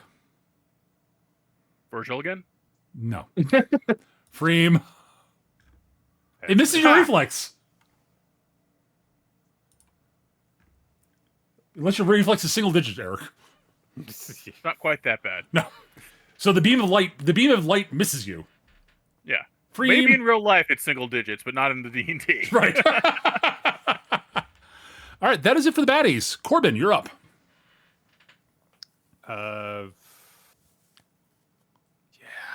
do you have any kind of ranged attack? I mean, I can huck stuff at people. I don't know. Maybe these things don't have very many hit points. Let's see here. What would my basic? Honestly, if you pop them all now, it won't kill the baddie. Yeah, they don't deal very much damage, honestly. So I think I'm just gonna go up and try and punch this thing. Okay. Yeah, being at range doesn't really matter that much with these things. It's how big the explosion area is. Yeah. So I'm just gonna go and knock it, and let's see, 1, 2, 3, 4. Virgil's just inside the range of it. I might have moved them for such a reason. Actually, you know what? I'm gonna actually. Let's see, 1, 2, 3, 4, 5. I'm actually going to go all the way down to this one Okay. and attack it. Okay. I can see that. But, I mean, if it's the only way, that's the only real optimization for manipulating the explosions I can really do at this point. Yeah, so I might sure. as well do it. This And one's out of I'm range of also- Virgil. I get it. Yep. And also, I'm not within the Shard Golem's aura. Right. So, Yep. do that. So we'll just do the same Steel Wind ability, since I've dashed a long way in order to get to this thing. So we will do that. One target. And that is a 18 against reflex. 18 should hit the reflex. Yep. Why is it? Oh, why am I not? Hang on. There we go. Why is it not? Arg. I mean, I hope so. Ah! I don't have any. Did not mean to do that.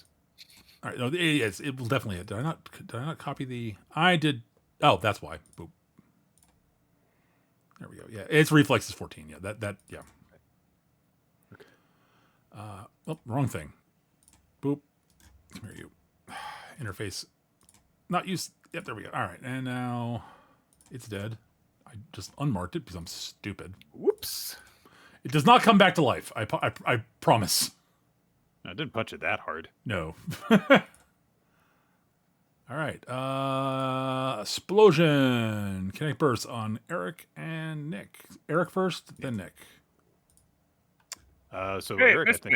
me. Yeah. All right. Boom. I mean, admittedly, the explosion does go off in my face, I guess. Yes. I learned to close my eyes. I mean, fair. It's a solar flare. So Virgil and Grishnak, who would like to go first? This is your time. I'm just gonna hit it. So if you've got a cunning plan, you should do that. Cunning plan. Plans that are mean- cunning. Taking out the moats is probably the correct choice of action here. Yeah. And, So if you can pop one if before I you- hit it, that's a good plan. If you flank myself and Eric, then you could attack the top one, and it would only catch Eric in the blast. We can go here. Yes. Um, 1, 2, 3, 4, 5. Okay, that is an option, and we'll go after that one. And let's see what terrible roll I get this time. Yeah, we'll see. That's a nat one. So That's a fumble. yeah. And you miss. Yeah. All right. Well, it's unfortunate, but it happens. Okay, so does somebody want? Eric, I can't see your HP. How are you doing? I'm only down 3. Yeah. Okay, We're all down 3 at this point. That's it. I think. Well, I think what a good option would be, considering this seems like a pretty decent fight, is I'm gonna. I mean, you could throw a Blast. shield. You could throw a shielding admixture on him. Yeah. I was Yeah. gonna say resistant formula. Yeah. This is the formula. That's one. Yeah. That's what it is. Yep. So you're gonna get Plus 1 AC. +1 AC, and you can use that to get some temporary hit points if you need them. Oh, nice. As a free action, you can do that. Yeah. All right, and that is my turn. All right. Shard Golem. I haven't gone yet. Oh, you're right. Sorry, my bad. I apologize. I forgot. Don't know why I forgot, but I forgot. I can't move it out of the burst of any of these energy motes, so I think I'm just gonna brash strike it. All right. That will hit. Hey! That will absolutely work. Ouch. Yeah, even with that -1 penalty, Oh, that's good roll. 14 damage. All right, now let's see how big this thing's hit point bar is. Let's make sure I said it so everyone can see it. Yes. Okay.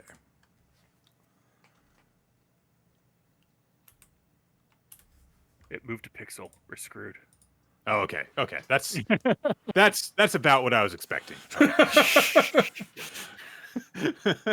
Oops, I did something I didn't mean to do. So yes. Did you leave the server briefly? It does look like Yep. you did. Yeah. All There right. you go. I'm back.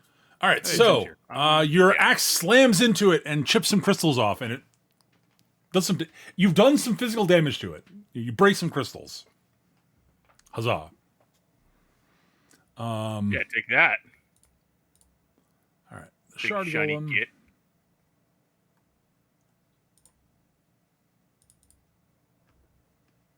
Doo-ba-doo-ba-doo-ba-doo-ba-doo.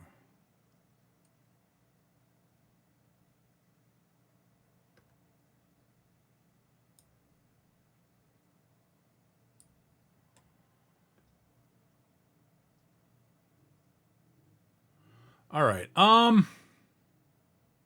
It is willing to eat an attack to do this because,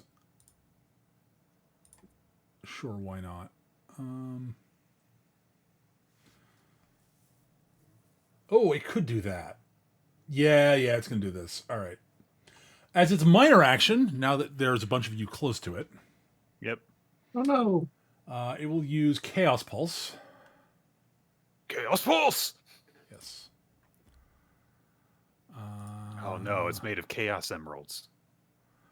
So, That's why it's crystalline.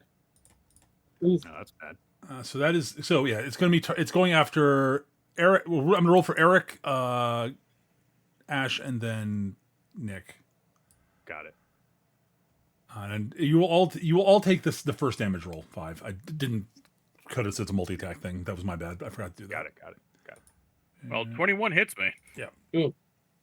21 is literally 10 plus my will. Yeah, that'll hit everyone. Those are all very high rolls. So Yeah. Yes. Also, it's targeting Will because it's a jerk. On the plus side, this is not. It can't. This is as you noticed. It's technically an encounter power, so it can only do it once per encounter. Kind of. There's What note does the special. Dazed do? Dazed. You get one action for your turn of any type, and you can't take opportunity actions. Oh, the jerk. fine. Yeah. It's a jerk. I acknowledge this. Yep, let's do these energy. It's notes. almost like it's a bot. That's a minor action, by the way. Oof. For its standard action, I did not mean to close this window there. All right. It's going to use Dual Mind Seer. And it's going to make one on Eric and one on Corbin. Eric, Corbin. Those are just I hit the wrong button. Eric, yes. Corbin. Okay. So that is Aha! misses. That misses you, That doesn't it? actually misses me because of The resistant- Ash's shenanigans. So yes, basically, Right. what it does is it fires off a cloud of shards out of it, swarming both Grishnak and Corbin. The crystals, the shards of crystal clatter off of Corbin's armor. Not Corbin's armor. Grishnak's armor. I think it actually might miss Corbin too. Actually, It does miss me. yep. So you manage to by 3. dodge You manage to dodge out of the way of the swarm of crystals. They fly back into the shard golem and reform, but the body part, the arm that it turned into shards of crystal. Cool. Now it has different effects. Yes, if it hits. Yeah, if it hits, it does a whole bunch. Has a bunch of different possibilities. Yep. I'm Yes. very glad I did the resistant formula now. Oh yeah, that was brilliant. It's great. That worked out beautifully. Love that. All right, energy motes. Well, one frame at let's see, who are we gonna shoot you with this? Okay, one's gonna go at Ash, one's gonna go at one at Virgil, one at Corbin. Just because All right, so top first will be Virgil. Yep. Let's see what we get. Energy Ray, Virgil, Corbin. Nope. That's exactly hits me. Take 3 radiant damage. Beep. Torch. Can't keep on taking damage, man. Now, that's it for the baddies. Corbin Lightfoot's turn. So I can only take One action. I can only take one action. So I can't even move. Nope. You can move or attack. Your choice. The energy mote was a jerk and didn't move into my range. No, it did not. Fuck. You could wait. Yeah, Hold your action. I'll wait and see what how the situation unfolds between you guys. All right. If I wasn't dazed, I could push it into your range, but I also got dazed. Yep. So what I could do is I could take a shot and hopefully hit. I could also not stabilize. Grant a saving throw try to do that with healing to one of you, and that would give you a chance to break out of it for your next turn. That is technically true. Yes. Or I could just give Corbin some of the good healing juice. Yep. Those are all valid options, honestly. Yeah. They are. Yeah. It's up to. I think it's up to you. Those all seem valid to me. Okay. I'm going to. I think it's like +10, isn't it? Oh yeah. So I only need to get a 5 on a healing check. Right. So I'm going to try and heal Corbin. Okay. And there you go. Plenty. Okay. Try to roll. We'll see. Do a saving throw. All right. This is down to this. So, all right. You are There no you longer go. dazed I'm dazed. All right. And you get to roll for that too. I do. at the end of your turn. Yep. That is just a flat 20. Straight to 20 roll. Yep. 10 or better. There it is. Nope. You're Nope. still dazed. Okay. All right. So for my action, I can move now. So Yep. I could move into a flanking position. That's a or valid option. I could, or I could start, or I could keep on working on these moats. I think those boats are going to whittle us down if we don't do something about them. Like I guess taking it's better to taking take them 3 out. now from all of us is better than getting hit with the raid. I mean, yeah, they're going to come up no matter what, and I guess. So, okay, yeah, I'll try. I'm going to use my 5 storms ability to shift 2 squares. Yep. And I will try and attack this energy moat. Okay. Go for it. I wish these things would stop being around the entire room, but What? they do.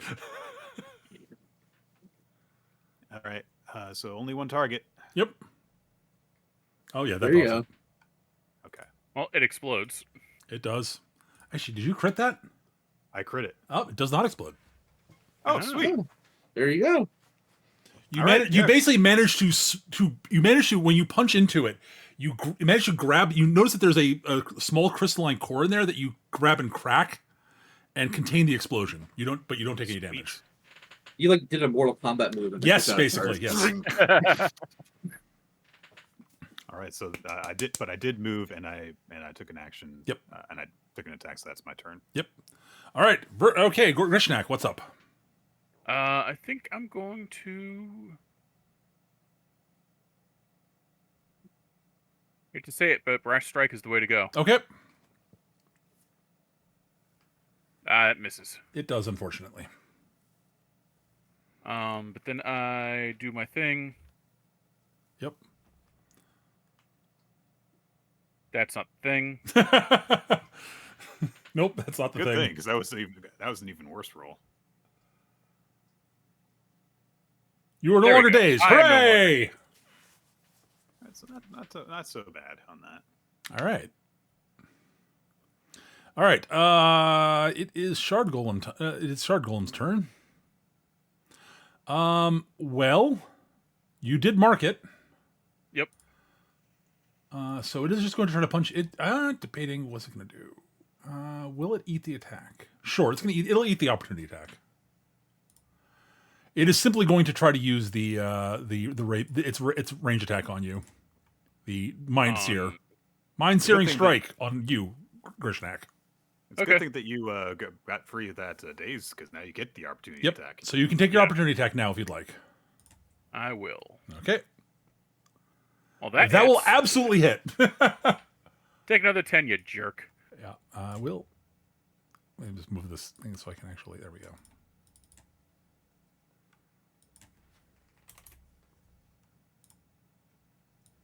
All right. Mind Searing Strike. Dear Lord, it missed again. Ha It's actually got. It's actually. Yeah, it rolled. Yeah, it rolled a 4. Yeah, that's a good bonus on that attack. Yeah, it's got a +10 basically.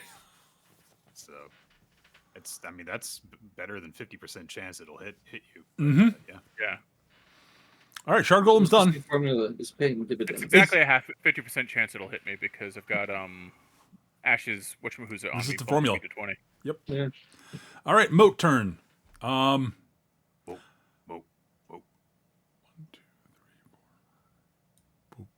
The Zorch. Yep. It's going to shoot at. Honestly, I'm going to do this randomly. There's no actual obvious answer to this, so.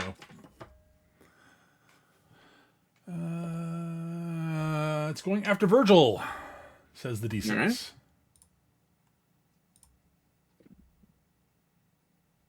You. I think that hits you. That'll hit. Freem! I mean, that's a good enough roll to hit all of us, all Yeah. of our reflexes. So And that is done with the baddies. So yes, a beam of light shines out, and it does a little bit of damage to you. Also, I misspelled radiant in my macro. Whoops. Yep. I'm just looking like, that's a typo. I think I want to see if we can get rid of this energy mote without me having to do so. If that's okay with you, Ash. That works for me. Take a shot. All right. Let's do a magic weapon. Yep, that's a good one. Good plan. Come on. Finally. Oh, yeah. There we go. It explodes. So we get +1 bonus to attack rolls, +3 bonus to damage rolls. All right, Yep. so we're just going to go diagonally down on the rolls. Okay. This is against reflex, yeah? I believe so. Yep. Okay. Grishnak. Virgil. Oof. And Corbin. That's a miss on me. All right. And I need to roll my. Yes, true. You're free. There we go. You're no longer dazed. All right. That's awesome, actually. Yes. You're going to need that next turn. Yes, I think I will. Corbin, you're up, Let's- and there are no more energy motes. All right, let's see what I can do on this guy. I am going to use my drunken monkey. Sorry, he does heal for. Yes, that's true. I almost forgot that. For 6 hit points. Yep. Yes. All right. All right. So I can move my movement speed +2 with the drunken monkey. Okay. So that is 3, 4, 5, 6, 7. Very nice. So I don't go through a threatened square. Yep. So I get a +1 to this attack, which cancels out the aura, and I get the flanking bonus of +2. That is correct. All right, let's hit this thing. What the? Drunken monkey. Oh, yeah. That is a 21 against its will, so I deal 12 damage. I'm going to slide the target 1 square. I will, I don't know, slide it down 1 so that we're still flanking it. The target then can make a melee basic attack as a free action against 1 enemy of my choice. I have it attack itself. Yeah, actually, you know what? I'll give it to you. Slapped itself. All It right. doesn't say you can't do it. Yep. So- It says 1 enemy. And it does is not an say enemy, 1 yep. enemy ever, It doesn't does say not one one other enemy. You were correct. So it gets a bonus to this equal to my wisdom modifier, which will, I guess, cancel out the mark, I think. Oh, dear Lord. Oh yeah. Oh, dear Slap- Lord. It's attacking Yeah. someone other than Eric. Yep. Awesome. Well All right, done. This is why Well this done. is why I always take this ability as a monk. Yeah, Eric, make because- your attack roll first. Oh well. Oh well. It would have been fun. Yes. All right. But now it does attack itself and it gets a +3 bonus to the attack. Yep, it does. All right, so +3 to the slam roll because that is its basic attack. I think it's its basic attack. It's basic attack. Yeah, it is. All right. Did you add the 3 power damage for the Griffin? You're right. I didn't add that in. I did not. So that's 3 more damage on mine. and I think it Golden. misses its. Oh no, it's +3, doesn't it? Yeah. That will actually hit itself then. So counting the +3, I forgot to add in for it's another 15. Guess what, guys? I just hit Crystal so hard it got confused.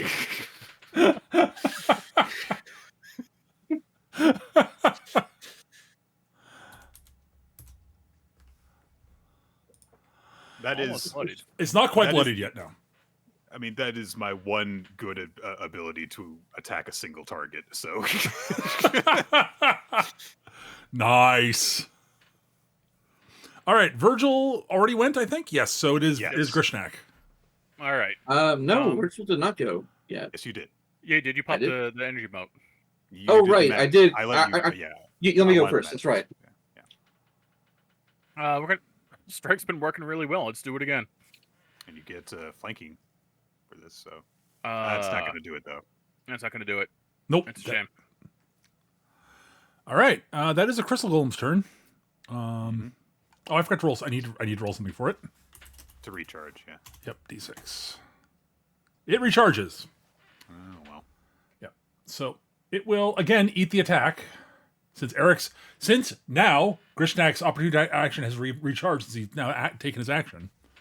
Mm-hmm. I think Still no love. Yeah. All right. Well, it is going to range attack because this is an attack I want to get it to go off once. So dual mind seer, one on Grishnak, one on Corbin. Grishnak, Yep. Corbin. That will hit me. So All right. So take 9 does psychic miss me. damage, and it's very bad for me.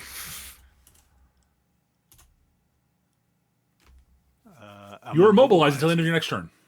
Well, I guess it's a good thing that I'm in melee range of it. Yep. Unless it decides just to wander off. All right. That is it. Sorry. That is it for the golem. I mean, if it decides to wander off, then we'll both get to hit it. So, Corbin. well, I'm gonna keep on hitting it. Okay. Oh wait, sorry. Can I apply 5 more damage to it from my flurry of blows? Absolutely. Thank you. That would have bloodied it, but that's I'm not going to worry about that. So I'm just immobilized right now. Yes? You are correct. Okay, so I might as well just throw as much as I can on this thing. It is technically bloodied, by the way. Right. So that recharges its big AOE thing, but I'm not going to retroactively use it. We both forgot. It's not a big deal. Yeah. I will. Okay, so I'm going to use my 5 storms ability to attack its reflex. Okay. And we'll try and do some damage with that. 1 target. That is only an 8 against reflex. Which does not hit its reflex. Okay. I will use my minor action to do the only thing I can use a minor action on, which is my Razor Storm Racial Power. All right. Might as well try that. Yep. That'll hit. 21 against reflex. Oh, that's good damage. Nice. Yeah, That is nicely good done. damage. 11 damage, and I can use a flurry of You blows can on indeed. this, so I'll add 5 more to that. So that is 16. Yep. You are chunking Right, it down. That's yeah. Better do that quickly. Okay. I stay with my 3 hit points. Yeah, Virgil and Grishnak. Okay. Go ahead first, Virgil. Okay. First things first, gonna fire curative admixture over at Corbin. Yep. Oh, thank you. So what's the minor? Okay. Healing surge +3. Okay. And then for the main, all right. So do you want +4 damage every time you hit, or do you want me to reduce its armor class by 2? Armor class. Armor class. All right. Let's do the scouring weapon. Oh, Oh. That is unfortunate. that's unfortunate. And then 1, 2, 3, 4. It's unfortunate your scouring weapon, your bolt of acid misses it. That's too bad. So 1, 2. Oh, does that have 3, vulnerability 4, to acid? 5. No. It's just that it gives the penalty of AC. If it hits, it gives the penalty of AC until end of All right. Ash's next turn. And if this thing goes boom, it will not. Someone's got to be able to move the bodies. The healer gets out of the explosion radius. That's a good idea. Yeah, it's almost like the person who can stabilize people that are dying should get away from the thing that's trying to kill them. Honestly, not bad thinking. Yeah. Grishnak? I'm gonna try to finish this with the knee breaker. All right. Oh! There you go. Look at that damage. That's some good damage. All right. It doesn't drop it entirely, but dear God, it does a lot of damage. Axe and surge. All right. Oh. Breath strike. Oh! Ah. We're doing so much damage. Hero point. Yep, it's Yeah, sure. yep. There There we we go. go. Now it's dead. It is dead. Yes, it is per long rest. The hero points. So, boop. All right. Since I forgot to use its recharge, since I forgot to recharge its power, I'm going to use it now on death because That's I'm a jerk. fair. Because it would have used it otherwise, but this time I actually not in the explosion. So it's kind of like it explodes. Kind of, yeah. Yeah. It doesn't technically, but whatever. So Grishnak and then Corbin. Grishnak, Corbin. And use the damage I rolled on Grishnak. All right. I'm fine. Wow, I rolled really badly. That's a pretty bad rolls, yeah. For once. Yeah, that's fine. I'm okay with that. I mean, I think it still hits Eric. I think it still hits Grishnak. it but does because my willpower is 11. yeah. But you defeat the shard golem. Oh, okay. It shatters into a bunch of a whole torrent of crystals go pouring down to the ground. What you do notice is that there's one very most of them are sort of irregular, jagged things. There is one that is a I don't remember the actual term for the thing. Perfect. It's a perfect octahedron. Oh, I see. Okay. So yes, it's So shaped it's like a D8. an actual crafted. Yes, it looks like a crafted crystal. It is. So the thing you note about it is that it is transparent.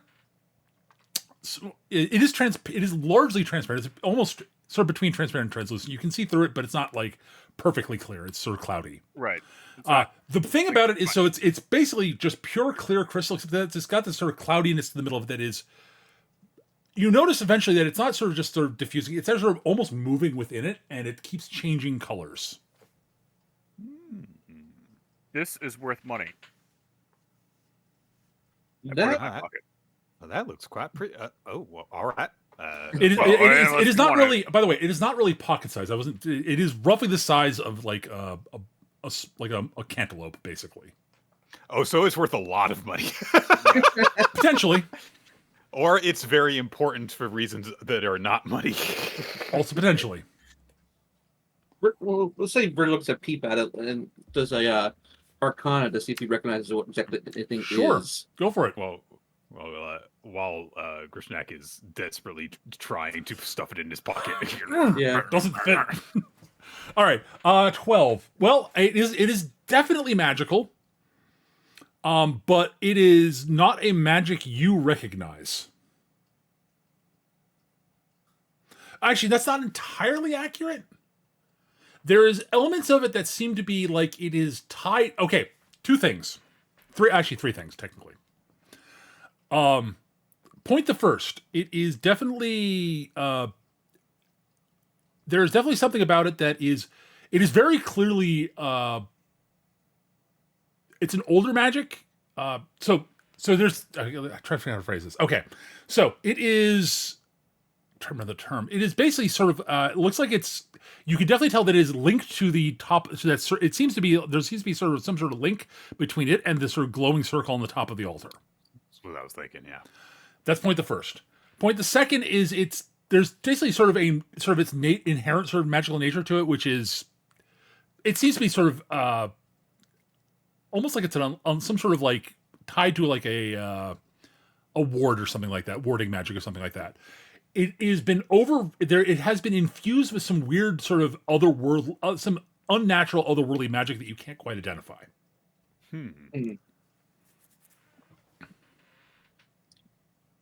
Virgil just pipes up. Well, I think that goes over there at the big orange pillar of light.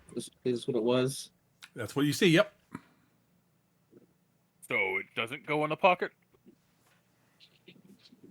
I mean, I don't think it fits in your pocket. If I try hard enough, everything fits in the pocket. It is more sack-sized, yes, but it might be wise to just put it back for the time being. Well, looks like you're going to need a bigger coat. I am. This is very much something we could just take and run away with on the way out. Or we could take it now. There are other gits out there that are going to be coming in here. Well- like If I might point out to you, Mr. Is it Mr. Halfgreen or is it Mr. Grishnak? oh, just Grishnak works. All right. Well, Grishnak, if we want to be getting down to where all the other stuff is, then we're gonna want to go downward, and you might find even bigger gems than this. All right, if you lot think that something stupid and magic's going to happen if we put the rock on the thing, then we'll see. Nothing else would look pretty. Magic is often stupid, yes. All right. Bunch of nerd shit this is. I stick it in the pillar. All right, you put it in the pillar of light, actually, and you are correct. Virgil is correct. It sort of floats. Basically, as you get near the pillar, it sort of floats out of your hands into the light. Sort of spins. The light changes colors. It floats down into the altar, and you hear a clicking noise. And then, in the middle of the floor, a large spiral staircase starts lowering itself down into the ground. Basically, this one step goes down, then another step goes down. It spirals around in a circle. I'll just draw a circle here so you can sort of.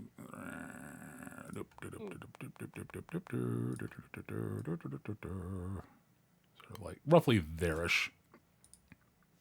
Nope.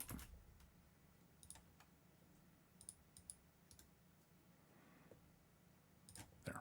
And it's sort of a spiral staircase. I'm not going to draw the spiral staircase on there right now, but like it spirals down. It's spiraling down. It's sort of one step down, then one step down. And it goes down for at least a floor. Bet a wizard thought this up. Always thinking up stupid things like this. It is pretty complicated for a key, yes. They could have just put like a normal-sized keyhole on the altar, and probably no one would ever have noticed it. But they definitely noticed the big, giant, glowing gem. I mean, you gotta like smash the big stupid crystal lady man thing. Yeah. Sounds. It's like the magic, the wizard equivalent of hiding your door key inside one of them fancy hollow rocks. Oh yeah. Wizards are stupid.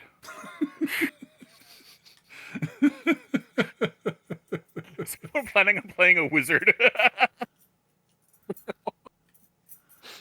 All right. Well, you now have a staircase down to the next layer of the labyrinth, at least. Hey. And you guys can take a short rest, obviously. Yeah. And this is where we're going to knock off today because I've not planned further. Okay. Cool. I will say you have hit the first story milestone, therefore you all level up. Hooray! Nice. We're all level 2. Two now. But that is going to do it for this episode, folks. Thank you so very much for joining us. I hope you all enjoyed. If you're listening to this on YouTube, thank you for listening. We record this on Saturdays. I'm going to try to keep this bi-weekly if I can. That's my ideal aim. Yeah. Mm-hmm. So hopefully we'll be back another episode in 2 weeks. All things fingers crossed. But until we see you next, guys, be safe, keep on gaming. We'll see you guys next time. Take care. Bye-bye. Goodbye, all. Bye, everyone. Humans.